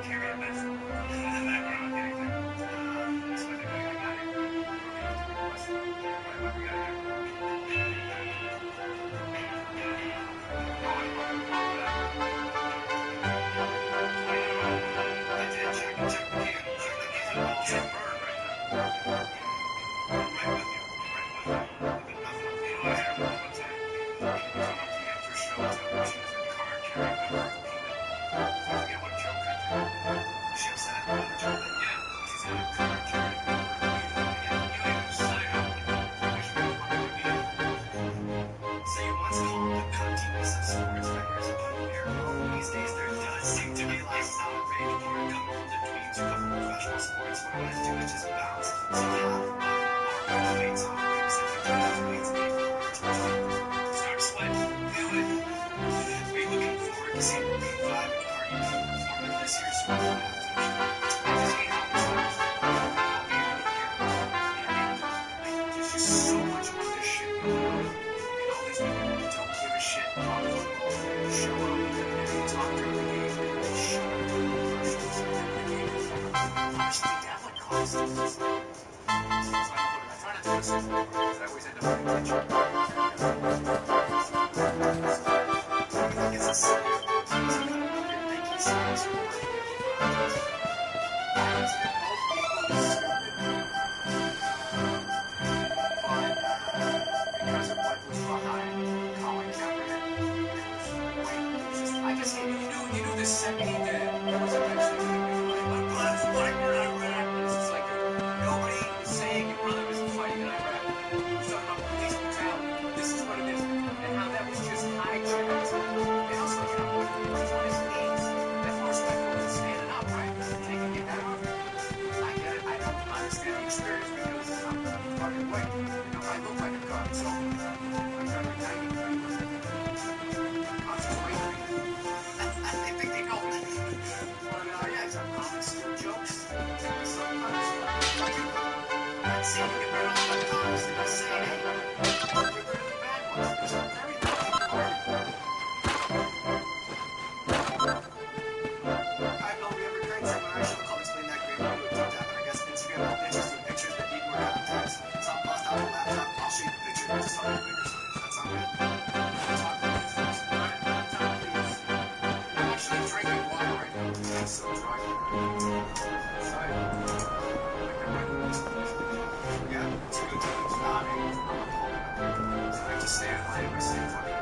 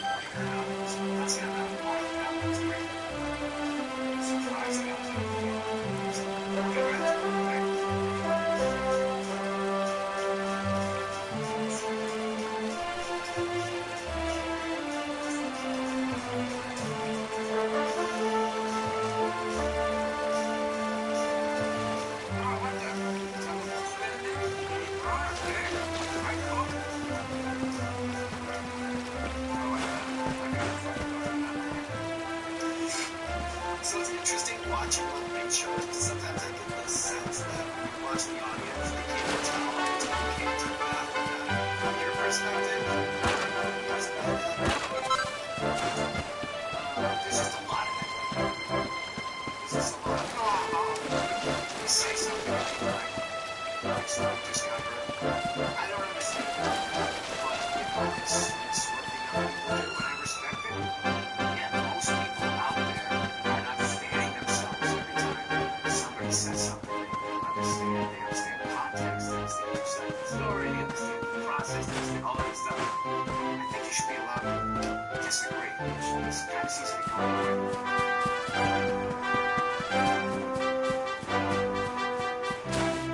Throwing up a notch. This is one of these lingering ones. You think you handled it? Jesus, that's all you're doing. One step for step. That was a coward. I think that's a coward. I think Lacey's wins. I'm sweating right now. That's fucking hot. Isn't it annoying? Yeah, I mean, what the fuck would you do to somebody's wife? It was just all. And then there's now one of the rabbits. It's going down. I want to see what the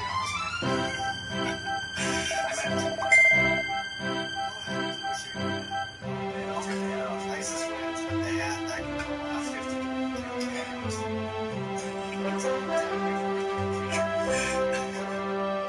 So I'll take a week to talk about the Monday Morning Podcast because you're really on that wave early. In fact, you predate Johnny Logan or Aaron, and I'm curious what you think would remind me. Get a head start on all these guys, man. When you were doing it back then, did you feel like you were breaking new ground, or has the podcast industry and its explosion, particularly in comedy, surprised you? It was just when I did it. When I first started. It was like 5 minutes. I'm calling the guys. I would just call up this service. It was only a couple minutes. It just kept getting longer and longer and longer and longer. Yeah, I kind of learned how to podcast as it just grew. So I was a podcast right home. And then there's this push to make content shorter, more snackable. Comedians in particular seem to be comfortable uploading these 4-hour-long sit-downs. Do you think for the comic mind there's a certain freedom in that kind of medium? No, I'm just lazy. I was here editing this. How do advertisers react when you goof in the ad reads? Do you find that companies kind of get it? I think probably lost more than 2 weeks ago. Sometimes you just gotta burn one. You just gotta burn one. Like, I'll give you one because this shit is just so fucking electric to me. Which is just seriously simple. You can do it. We're going again. It's on the game when you're fighting the champ, right? You're like, oh, it's not fighting. You didn't realize it was just, you just sized them up, right? It's called the bomb.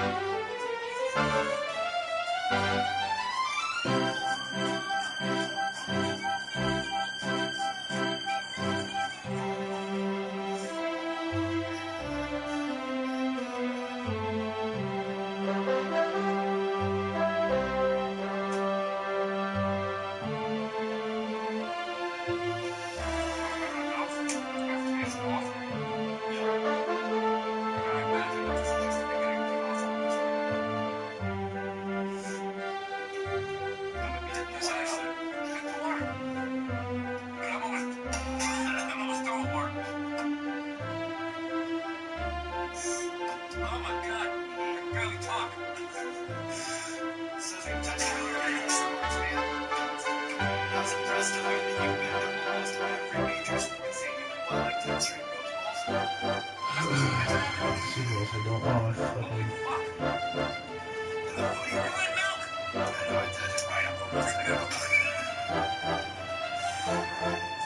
Revolution is infiltrated. It's just room temperature. Who does that to somebody? And the food revolution has really infiltrated the stadium. I'm curious, do you have any thoughts? You see a 2-foot-long tamale-laden dog and I jump down my throat. Or creme brulee, French toast being served at velvet connection. Don't please me, Bob. Oh, just my eyes. Dude, what the fuck? That's worse than India. I'll say India's a bad place. I gotta walk it off. Yeah, go ahead. Take a lap. Take a lap. Oh, God. Dude, this is the hottest fucking thing I've ever eaten. Yeah. God. Oh, fuck. It's not going away. Oh, my God. So the foodie revolution is really infiltrated on the Citrus Stadium. Now, people stop eating. I just hate those flat screen TVs. It's not my eyes, though. That's a good place to be. Oh, my God. Headed in the right direction. Why did I think I was going to be able to do this? Craft beer is another thing that's infiltrated the stadium. And, you know, when I was a kid, you go to a game, it would just be dad brands. It would just be Budweiser or Old Style. And now there are like 10 local IPAs on tap. I know that you get really into the beats, good food, good cigars, and you've been bitten by the craft beer. Oh, no, I hate those beers. I hear they always got tough names. Go fuck yourself, Needles, and slap your mother. Lager. Wicked cunt. What they call it. You're just super popular. I should question, is it all in your nose right now? Is that normal? Or did I just... Oh, no, I touched it with my hands. You gotta be careful. It's looking contaminated. Right. But you don't want it to get worse. Oh, dude, fuck this. I don't know about this thing. You can do it. What is the other side? You're already promoting the fucking cartoon. What do you think is the most? I'm fucking miserable right now. Yeah, I know. I've seen a lot of crazy shit from this side. Have you? Yeah. Like, you should have watched this shit before it came out.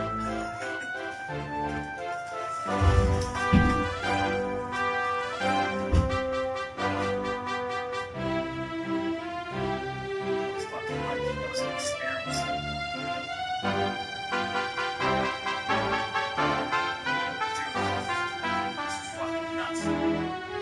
So since you're in Boston, you spend your time between New York and Los Angeles. What I want to do is bounce a few points of comparison with those cities, and you tell me which city rates so good. Between those cities, where do you find the better comic books? Oh, for the longest time, I would agree with New York, hands down. I like LA better. New York is just like, it's like don't stay in New York, it's college. It's a combination of that, or you feel like you're talking to a bunch of old people on a cruise ship. The whole fucking set. Which is the better food city in your opinion? They're both amazing food cities, and they're both good at what they do. I feel like we're running for office right now. Because the pizza out here sucks. But the pizza back there is amazing if you know where to go. Because there's a lot of people that live off the reputation. We have pizza, but like out here, the burgers, how expensive is it? It's fucking crazy. Dude, I think you are more relentless than these fucking places. Where does a guy like you feel more at home? Because it's like with my wife, after a while you just tap out. I'm like, fine, buy it. I don't give a fuck. Because LA seems so opposite of Boston. And in New York, there's this fierce rivalry. Where do you feel more at home? I can even hear it. I feel like home in my house. Which is where I wish I might fucking take it from Jimmy. No bath when I come home. Just gonna clean this shit up. Okay. What are you doing? I wanna be coach. I wanna be great. I want people to see all of me without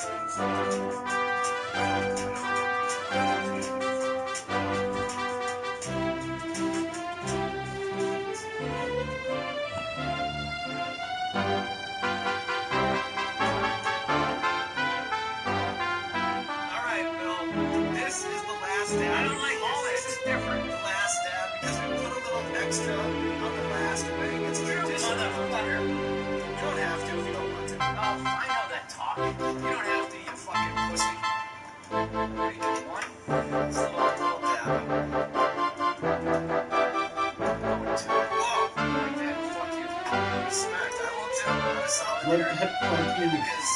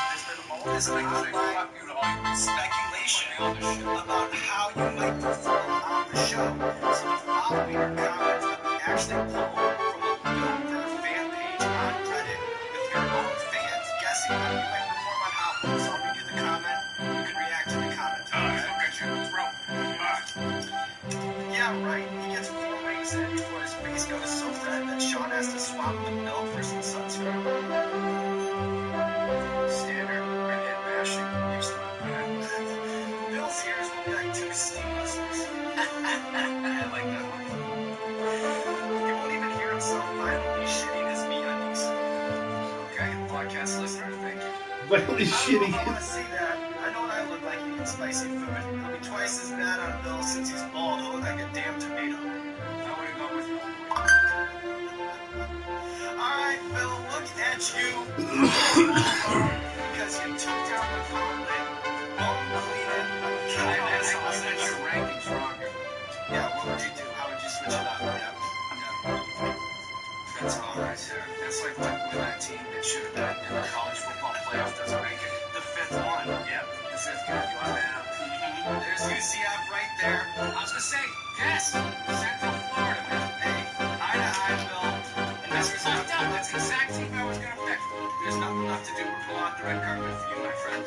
This camera, this camera, this camera. Let the people know what you have going on in your life. Well, I imagine at this point my life will be very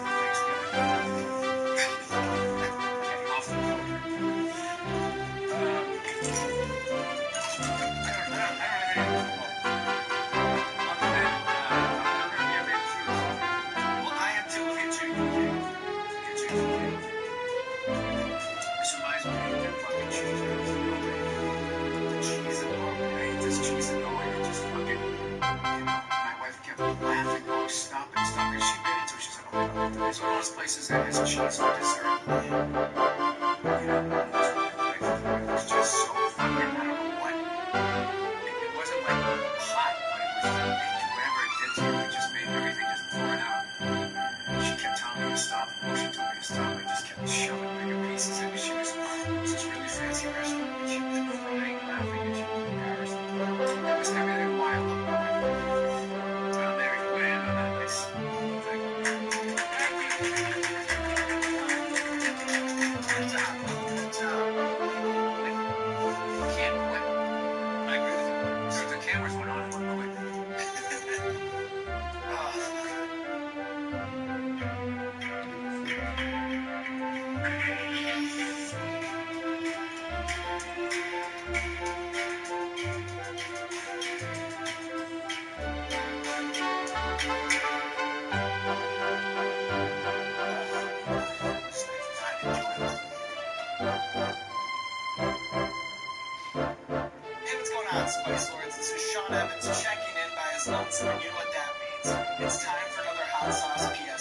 And for 2 years, we've been working on making the perfect entry-level sauce, something that's good for everyone. Number one on our board, and now it is finally here. The classic is our contemporary twist on the original vinegar-based sauces throughout American history with chili de árbol peppers and garlic for that perfect balance. As always, people who order the Hot Ones monthly subscription box got it first, but now it's available for everyone. Heatness.com to pick up the classic. The classic.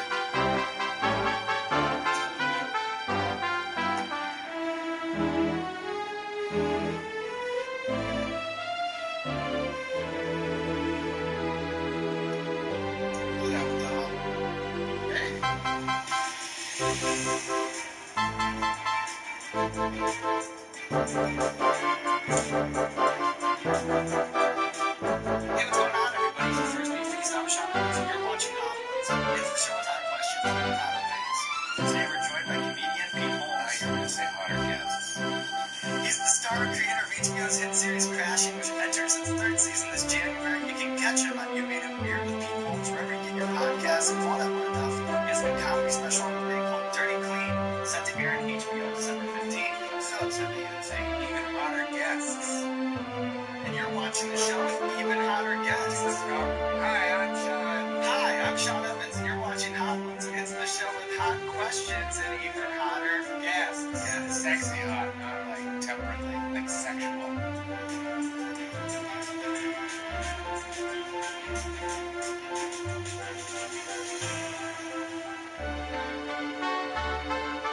Which apple I started from the right? Started thinking. Work up with Kathy made some Titanic, remember? One Titanic man. One Titanic man. That jacket and that haircut make the boss look like a racist. I told you that.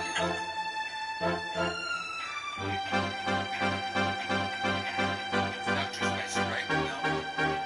So Crashing tells a semi-autobiographical story of a struggling comedian, and as I understand it, holds some of your own hard luck experiences as inspiration. When you think back on all the humiliating things you had to endure as an aspiring comic, be it handing out flyers in the rain or paying for your own stage time, is there a moment that you describe as comedy rock bottom? You know, you're never completely alone. That's one of the things that makes comedy super interesting. Like I did a show in Philadelphia, and I remember it was like a bunch of Artie fans, and they were just like not happy with me. Like it was billed as like me and Artie Lang, and like all of Artie's fans came and none of my fans, and I'm not Artie. I come out, I'm just like, have you ever noticed rainbows only have 4 colors? You know what I mean? And people are just like, fucking boo. So you're never immune. What was your biggest customer pet peeve when you were living in Chicago and waiting tables at Bennigan's between gigs? That's a good I love that question. It was the guy that would go, I'll have a water.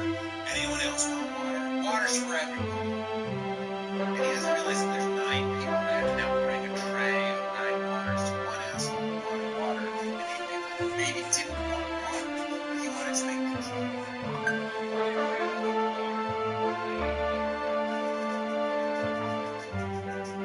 That's from Texas. Shame on you, Texas. I mean, I'm just saying. Right. We're a state known for kicking ass, spiced up sauces. Too humble. A little too humble for me.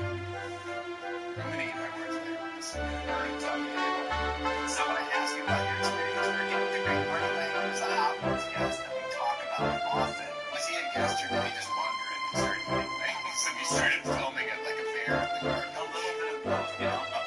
He doesn't seem like necessarily the #1 choice that you have in casting when you're bearing the responsibility of a huge HBO show. Yeah, all connects. No, that was a big conversation. We didn't invite him in mind. I didn't really know Artie before we did the show. I mean, looking back, he was a mess. Not in the beautiful Artie way. I mean, he was wearing sunglasses in the sunlight.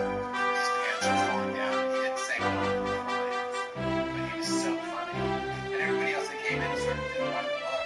Which, by the way, anyone watching wants to audition, that's how you should do it. Artie was just so unbiased and kind and improvising. And then we realized that, like, he was the right counterpart. Whenever somebody started comedy, especially somebody as doughy-eyed and sweet like character and I was, keeps people alive. I will say the whole house. It's asleep. It's creeping up. Yeah, it's creeping up through the back. No, I don't mean by what. I just mean like if it's a house and it's humble, they don't tell you something's creeping up the back door. It says next one is the smoked onion butterfly bakery. Too good that I already feel sick.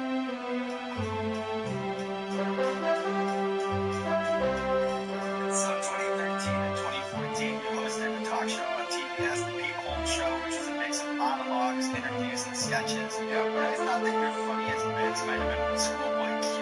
In your Molly interview, and you made it weird as low-key one of the best rap interviews I've ever heard. Oh, really? Wow, thanks, man. Do you think that rappers and comedians share any of the same genetic material? They do. Unfortunately, rappers sort of have this burden. They have a burden to be cool all the time.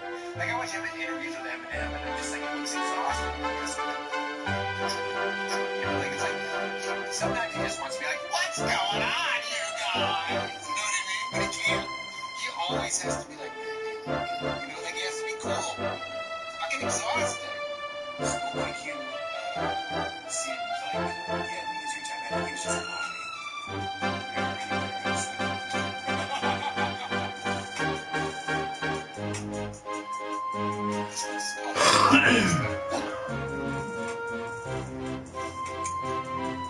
Now we're in the ballpark. It's free.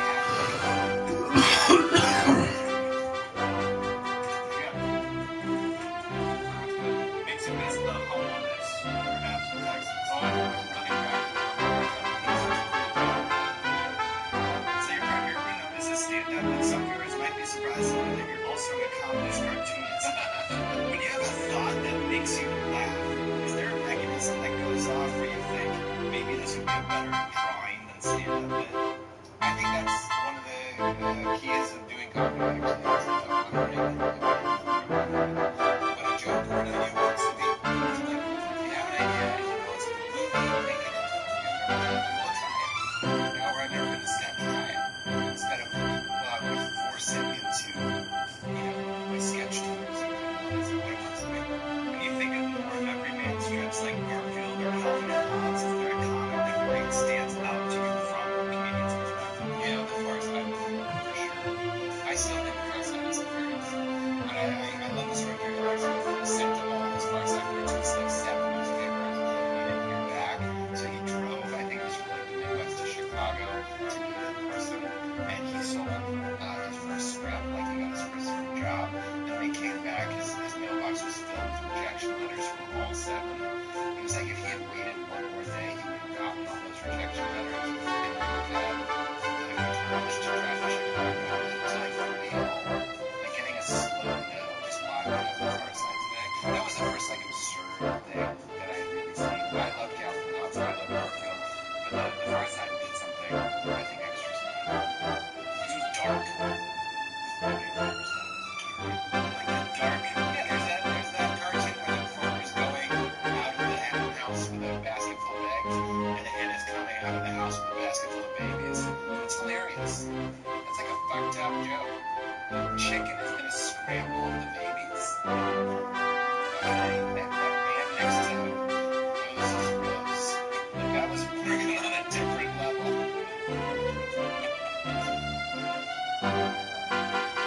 Los Calientes. Is that what the spices? The hot ones. You know what I mean? Are you sure about that? No. Maybe just the tomatoes that you love in a jar too. I think you are chilling. Right. Los Calientes. I guess you're right. I don't speak Spanish. Being every current segment on our show, don't explain that great. We're going to do a deep dive on our guest Instagram, pull interesting pictures that need more context. I'll bust out the laptop. I'll show you the picture, and you just tell me the bigger story. Does that sound good? Sounds great. All right, laptop, please. For sure it says pizza. Oh, it's like a pizza. All right, that was what includes the drink order. It's a whole theme we have here. Oh, I thought it was a crazy shirt, but it's a Prosecco. Okay, Salem reenactment. Yeah. What's going on here? I was a reenactor in Salem, Massachusetts, reenacting the first witch trial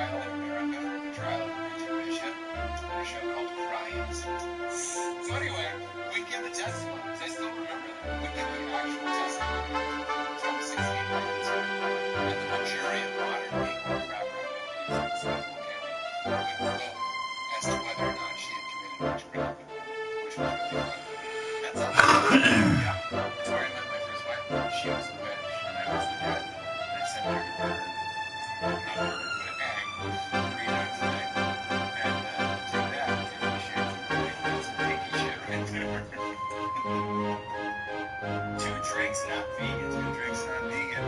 I almost hesitated posting that because, you know, I'm vegan. And vegans are very serious about it. And I was like, no, it's important to share those full shit. In fact, I think vegans, more full shit vegans should come. Because right now it's such a club. You're either in or you're out. And as soon as you have like a cookie with eggs in it, you're out. We also have to fess up the idea that most of us are vegan. We're vegans for decades and decades. And then also, I think we need to be honest about the fact that sometimes you have a couple beers, you have a lot, and then you eat a Shake Shack, and I really enjoy it. Does that make me a bad person? Does that make me not a vegan or anything? I mean, some people would say absolutely. I would say no. Try to eat plants as much as you can. It's good for you, and it's good for the planet, it's good for animals. But if you fuck up, don't be embarrassed. This is what we're all doing. We're all just tripping and getting up and talking about it, tripping and getting up and talking about it. That's what life is.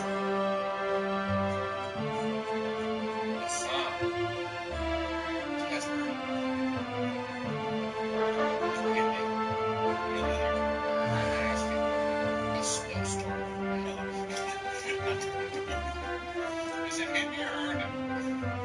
I'm talking to an HR. Okay, almighty then. Hilarious. Well done.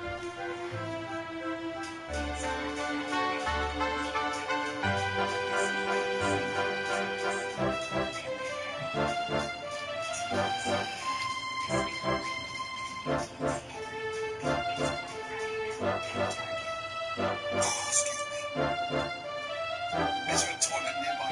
It's one I've got. It is nearby. It is. Right into the green room. Right into the green room.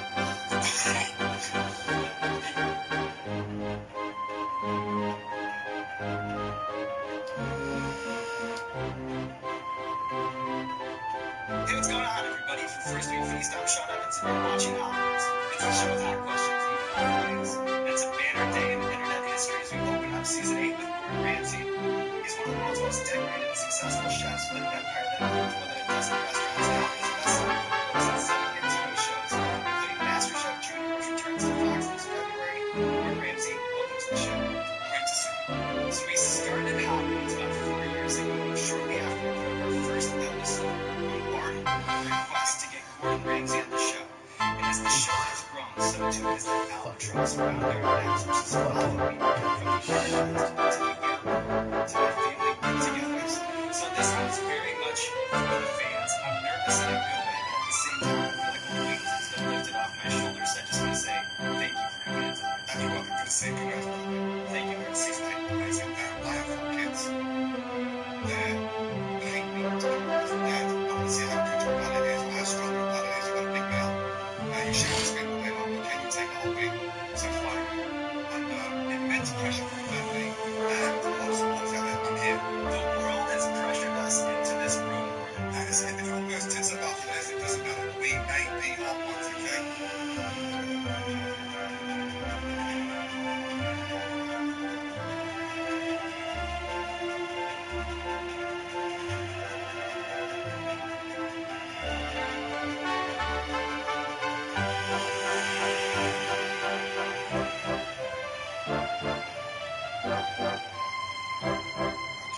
So, how many things cooked up? What is this? Tom. It's like eating nothing for salad.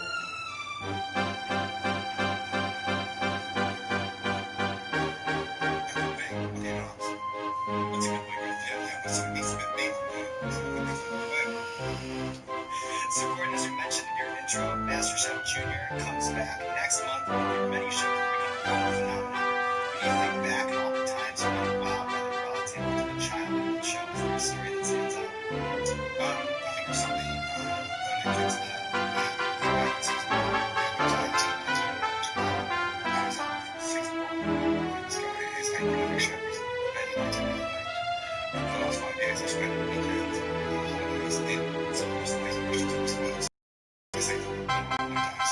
lesson teacher. You love me, you hate me. The best coach I've ever met in your life. We'll come out of this. What they do? What's been the most disturbing thing that you've ever seen unnoticed or uncared for in a restaurant or kitchen neighbors? That's a good question. So, I went into a refrigerator house and saw a tartar sauce 3.5 years out of date. How fucking dumb must you be to use this tartar sauce, that steak, to use a sauce that's fresh from this thing I'm fucking having water that was off 3 years ago. Several really stupid littles spotted in the corner of the kitchen. Big littles, cats. I didn't know they were around cats. There was some bags of fucking rats. Yeah, pretty shocking. From rats to mold to recently coming across a restaurant with plastic cheese over nachos covered in mold. So if you had to get a mold cheese that's just set in the fridge, that's plastic cheese to get mold.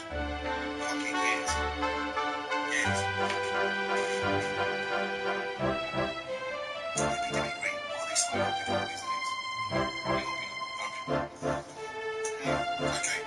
So the restaurant business is notoriously difficult with these thin margins and of course infinite space for human error. And then when you're a chef who's famous and has this large empire that goes across several continents, you end up being a target for the type of Yelper or TripAdvisor commenter that's like, this place is a total ripoff. I could have made it for $3. Can you explain in layman's terms the basic math behind how a $25 cheeseburger might end up on a menu? I've seen chefs to get to our dollar, which is a bit stupid because you don't go and eat on a burger with take that flavor. So, $25 burgers, massive, thickness, legs, depends on whether it's a chocolate shortbread, a great large bun, and with chocolate shortbread. Is there a hidden cost of running a restaurant that most diners are unaware of? Yeah, it's called rent. Rent cost. Two of the key factors in running a successful business. Landlords, they pay you money. So, the more successful you are, the more rent they ask for. The less successful you are, the more they ask for. So, a great way of identifying a class restaurant is the beef for Monday night, Friday, Saturday, not too big yourself. That's when you do fill it Monday, Tuesday, Wednesday.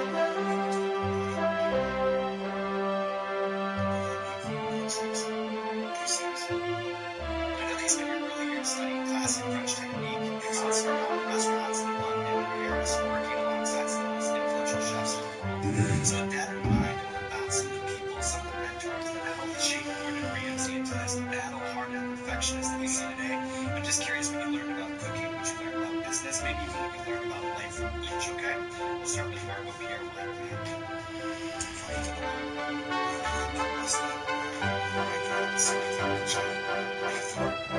Sometimes shocking in the kitchen. That was a Hollywood blockbuster right there. Oscar nominated. That guy after this, he could close his eyes and listen to play beef. Come out with a Gucci handbag. Stunning. How about Guy Savoy? Guy Savoy was amazing. It was like this perfect French man. It was the hardest one to be outside. When you look at it, it's the guy behind the real potato fucking bingo.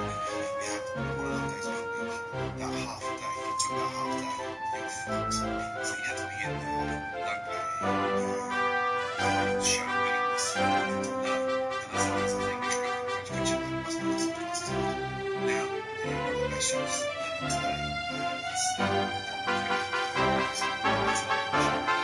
Sean was a taskmaster, combined Italian way, Guy Savoy, Alvin, together, because the outside world is a successful genius behind the scenes. Because everybody's fighting their head to find I used to see Doug's flying from one of the kitchen to the other, thinking they've just been on the fucking beats. The only thing that's missing were the feathers. I remember telling me the best thing ever happened to him was shit. Is that was your birthday? How'd you get up in the morning, concentrate on work the next day on that one? So, for all those beautiful millennials and snowflakes out there, trust me, before you get pushed, think you're scared, but think you're scared. Trust me, the higher you go. Chief of Golf to Fan, down in New Jersey, right to the Chief of Golf. But do you want to play sports? It's like, I hate this.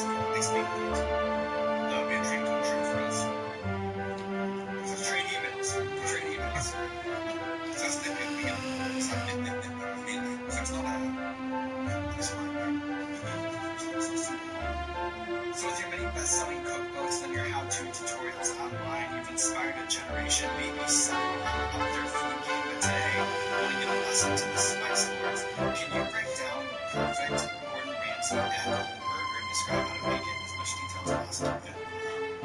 So, for me, what that meant, I would go 60 grand, 10% fat, blend that, 10% chocolate,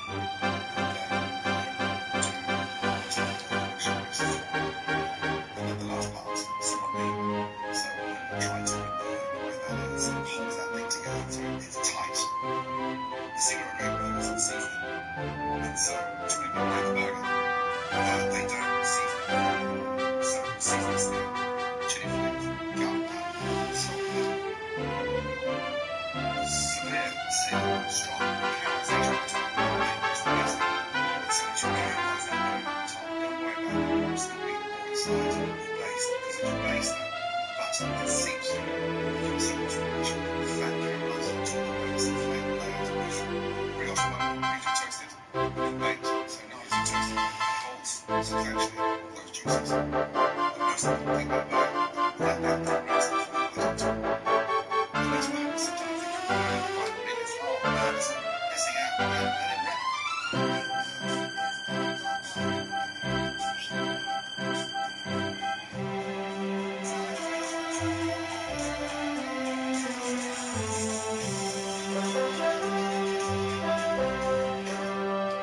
Rest and sit inside and it's like a vision.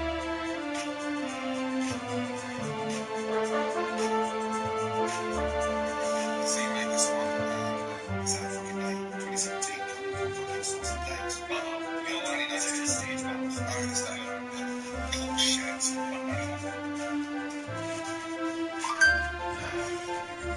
So, what's the night? Yeah, I suppose this. Some Serrano, some legendary.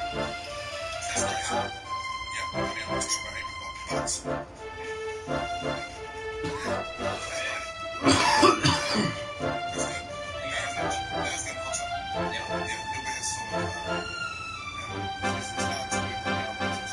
That's all we do in here.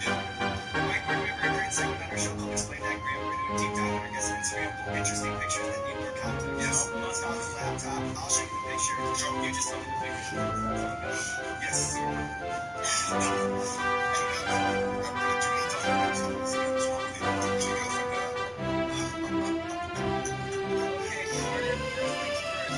Do you remember this week with the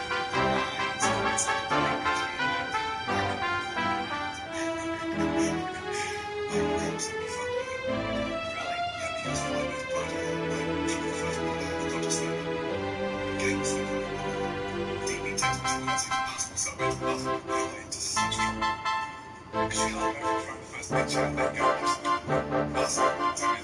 language Well, you can. Apparently, you're not very famous.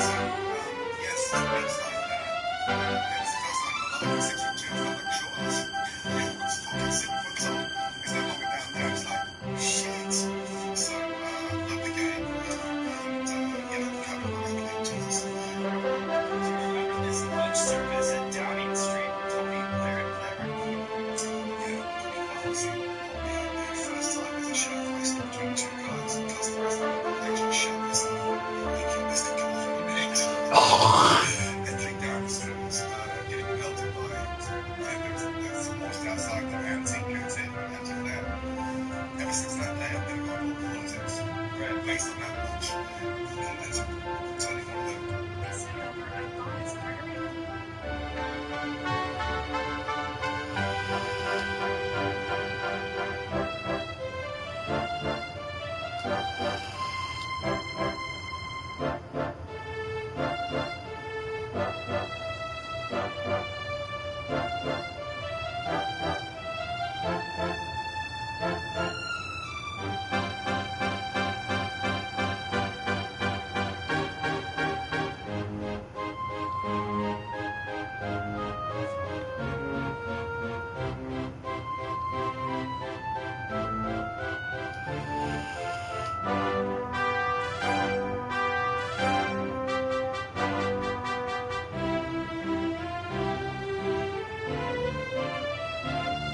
I'm just still trying to take this shit.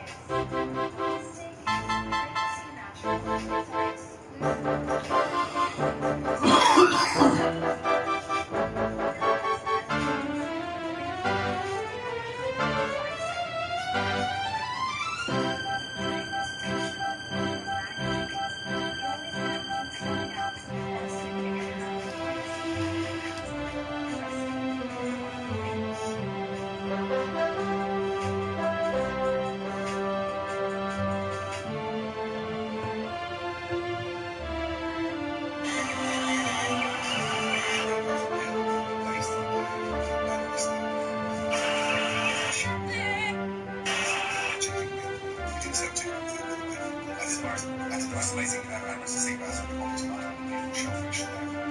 And we finished with bacon sardines. I remember the menu. I think it was last week. Powerful lunch. Couldn't wait to get the fuck out of there.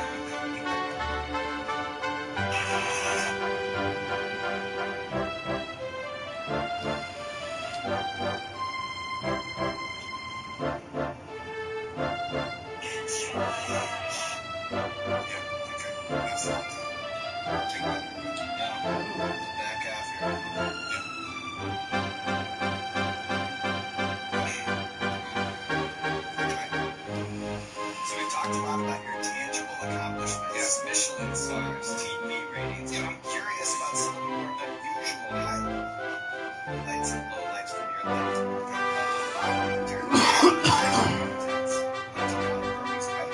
Butchering a wild boar or tracking down puffins and ice. What to say about puffins and ice.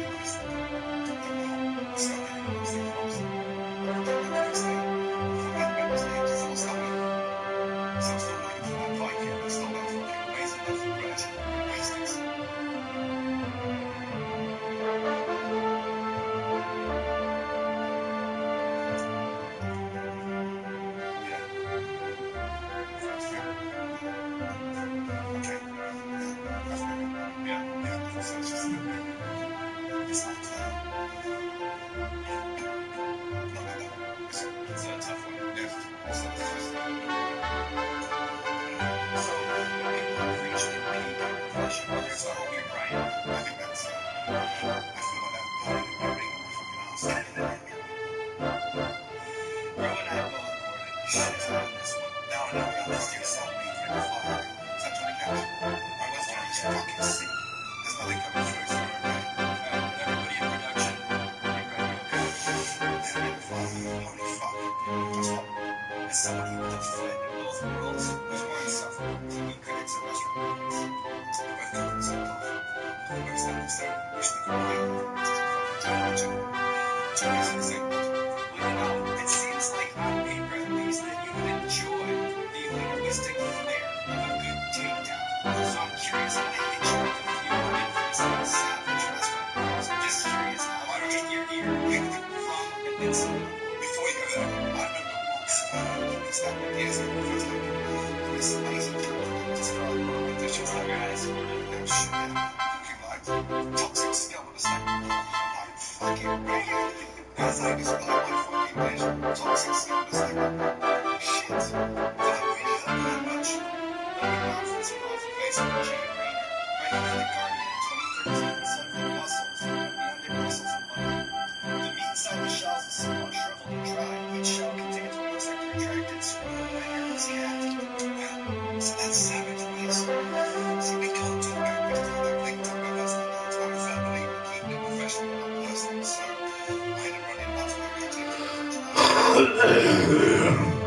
Felt my heart beating and rolled back fucking the drop waters down everybody's fucking necks. Did you make this sense? At age 18 to attend culinary school after his Cafe Central, Jimmy is on Guy's Grocery Games and Guy's Ranch Kitchen. He even had stints as a judge on many of the network's cooking competition shows. I wish I could hear your story. That sounded delicious. Sadly, in 2019, he was visiting friends when he suddenly passed away in his sleep. USA Today reported that the cause of death had been atherosclerotic cardiovascular disease, which results from restricted blood flow due to clogged arteries. Co-star Guy Fieri posted on Instagram after his death, "I have no words to describe what a great friend he was to me and my family. His ability to make me laugh and smile under any circumstances was only outshined by his talent as a chef." Fatima Ali had a promising career ahead of her. Sadly, Italian specialties, it was featured on diners, drive-ins, and dives. The rest, as they say, is history. He's still a regular on Food Network. His gigs included appearances on Guy's Grocery Games and Guy's Ranch Kitchen. He even had stints as a judge on many of the network's cooking competition shows. I wish I could hear your story. That sounded delicious. Sadly, in 2019, he was visiting friends when he suddenly passed away in his sleep. USA Today reported that the cause of death had been atherosclerotic cardiovascular disease.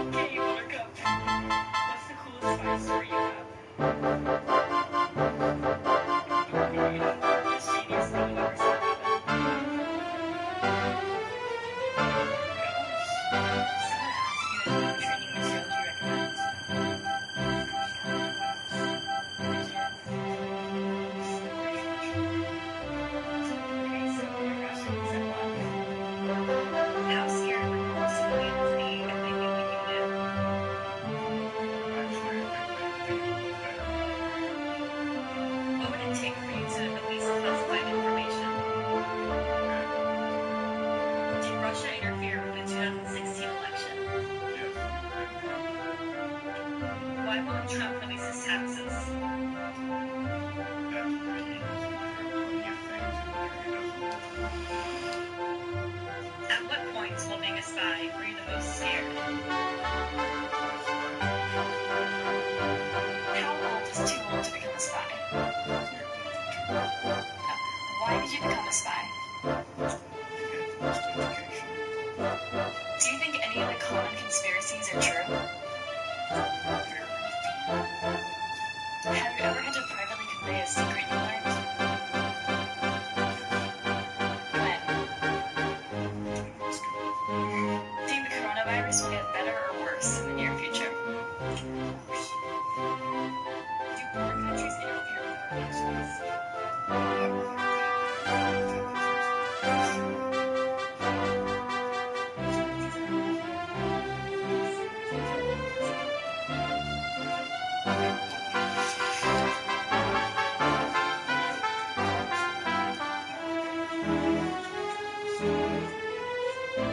Someone wants to know your dates.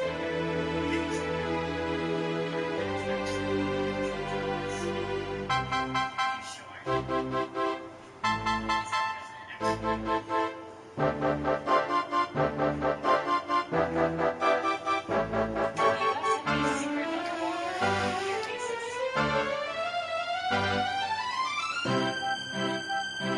Somebody asked if you liked pineapple on your pizza. Can you confirm or deny that the government's treating coronavirus to population control? Ultimately,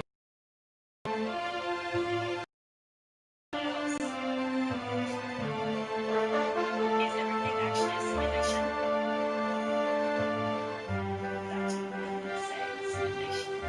Have you ever lied to me about your spy job? What years did you spy in Moscow? I forgot how we Russia that was. Okay. Does the government have a bunker to hide in when the rest of the world falls apart? Yes. Someone asked if you liked toast. Yes. Are chemtrails real? No, they are not. Contrails are real. You can see water vapor from the engine. That makes sense with condensation at certain altitudes. Why is everyone in Canada so nice? What are they hiding from us?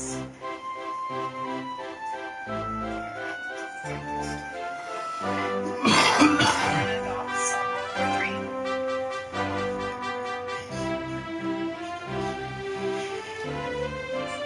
As of now, which country will be the most deadly random bomb? Do you like your Martinis chicken or dessert? What are your thoughts on North Korea? Tell us more about what's in Area 51.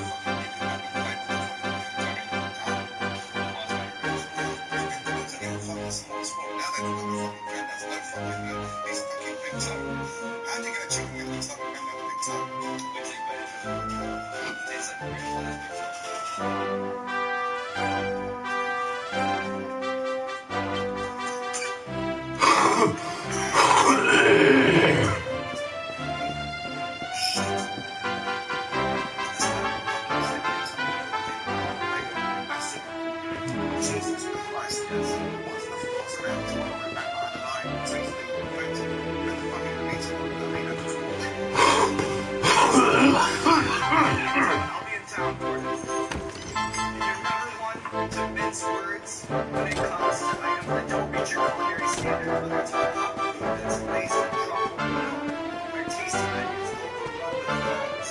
But how does Gordon Ramsay feel about bubbling up across social media? We'll find out today. Steven, laptop, please.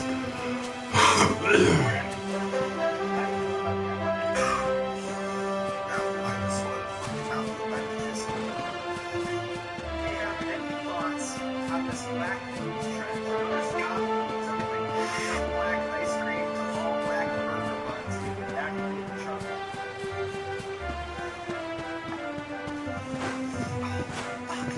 Really? Shit. I'm not fucking crying. I'm fucking waiting. And so chocolate foods.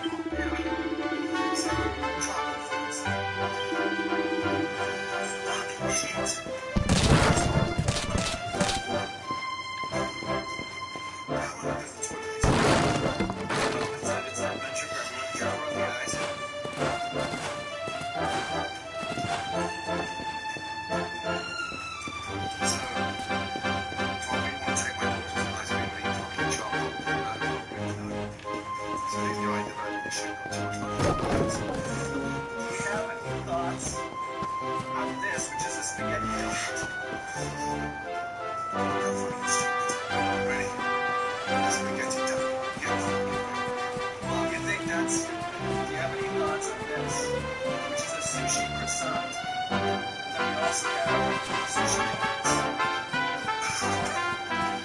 shit.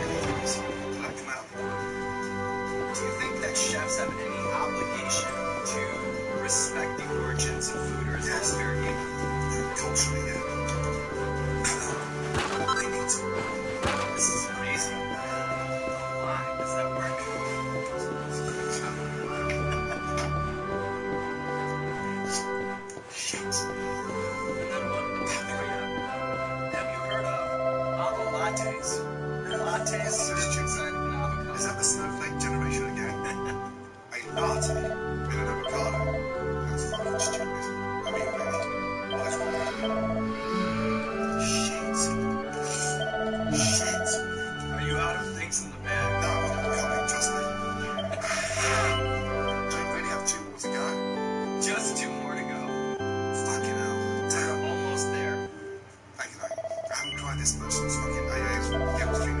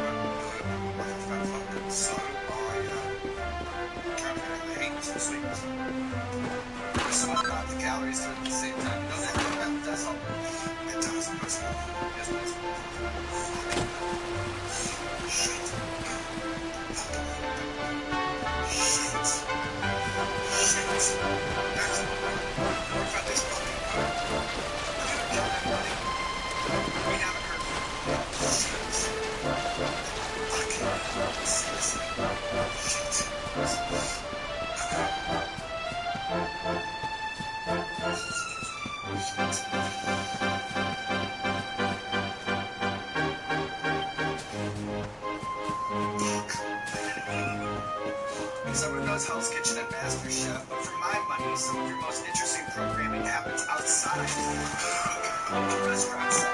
Like when you went to Brixton Prison to teach inmates how to cook, or was your ITV documentary about drug abuse in the restaurant industry?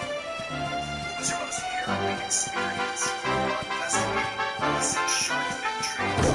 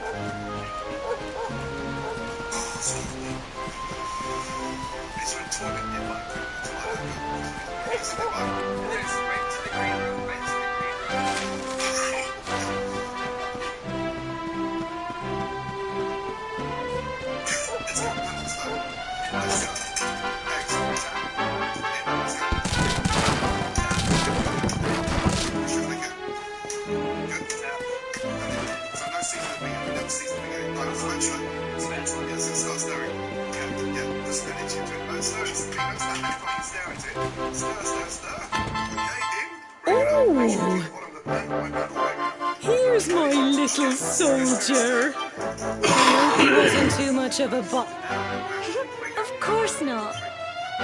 Quite the opposite, in fact. We got attacked by a monster at the top of the tour. But you'll never guess what happened next. That mark on his hand suddenly lit up, and a bolt of lightning hit the monster.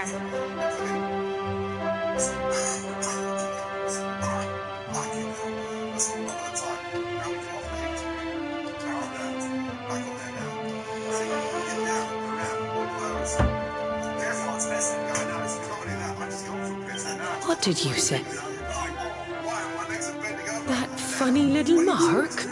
Lightning? Here I was hoping he'd turn out nice and ordinary, but it seems his grandfather was...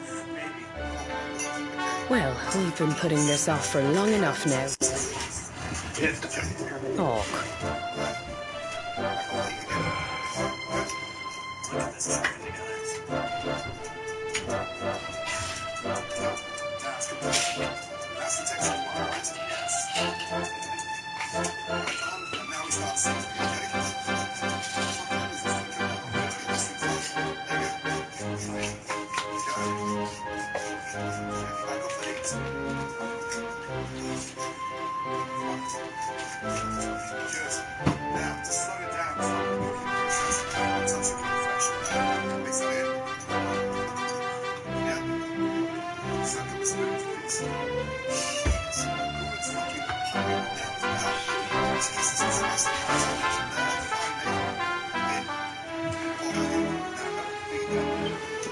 Here.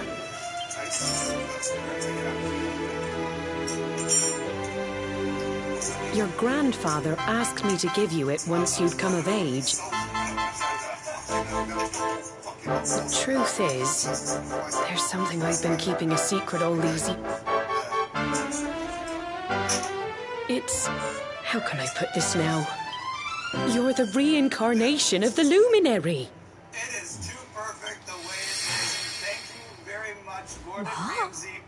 All the way through the Hot Ones. Oh, don't ask me what the old fool meant, dear. I haven't got the foggiest. All I know is that your he said that when you came of age, you were to head north to the capital, up there in Heliodor.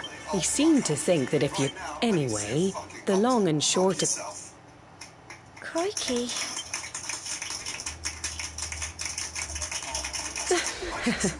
Well, I can't stop you leaving, I'm sure, but you won't be marching on an empty stomach. Come on, dinner. Shame on you, big boy. Hey, what's going on, Spice Lords? This is Sean Evans checking in to say thank you for watching today's episode. I pledge that I will put up a new Hot Ones next Thursday at 11 a.m. and all I ask in return is that you smash that subscribe button. It's been a childhood dream of mine, long before YouTube was invented, to one day have a 5 million subscriber channel, and we're pushing it. We're getting close. Help make this fully grown adult man's dream come true. Who appreciates you, Spice Lords?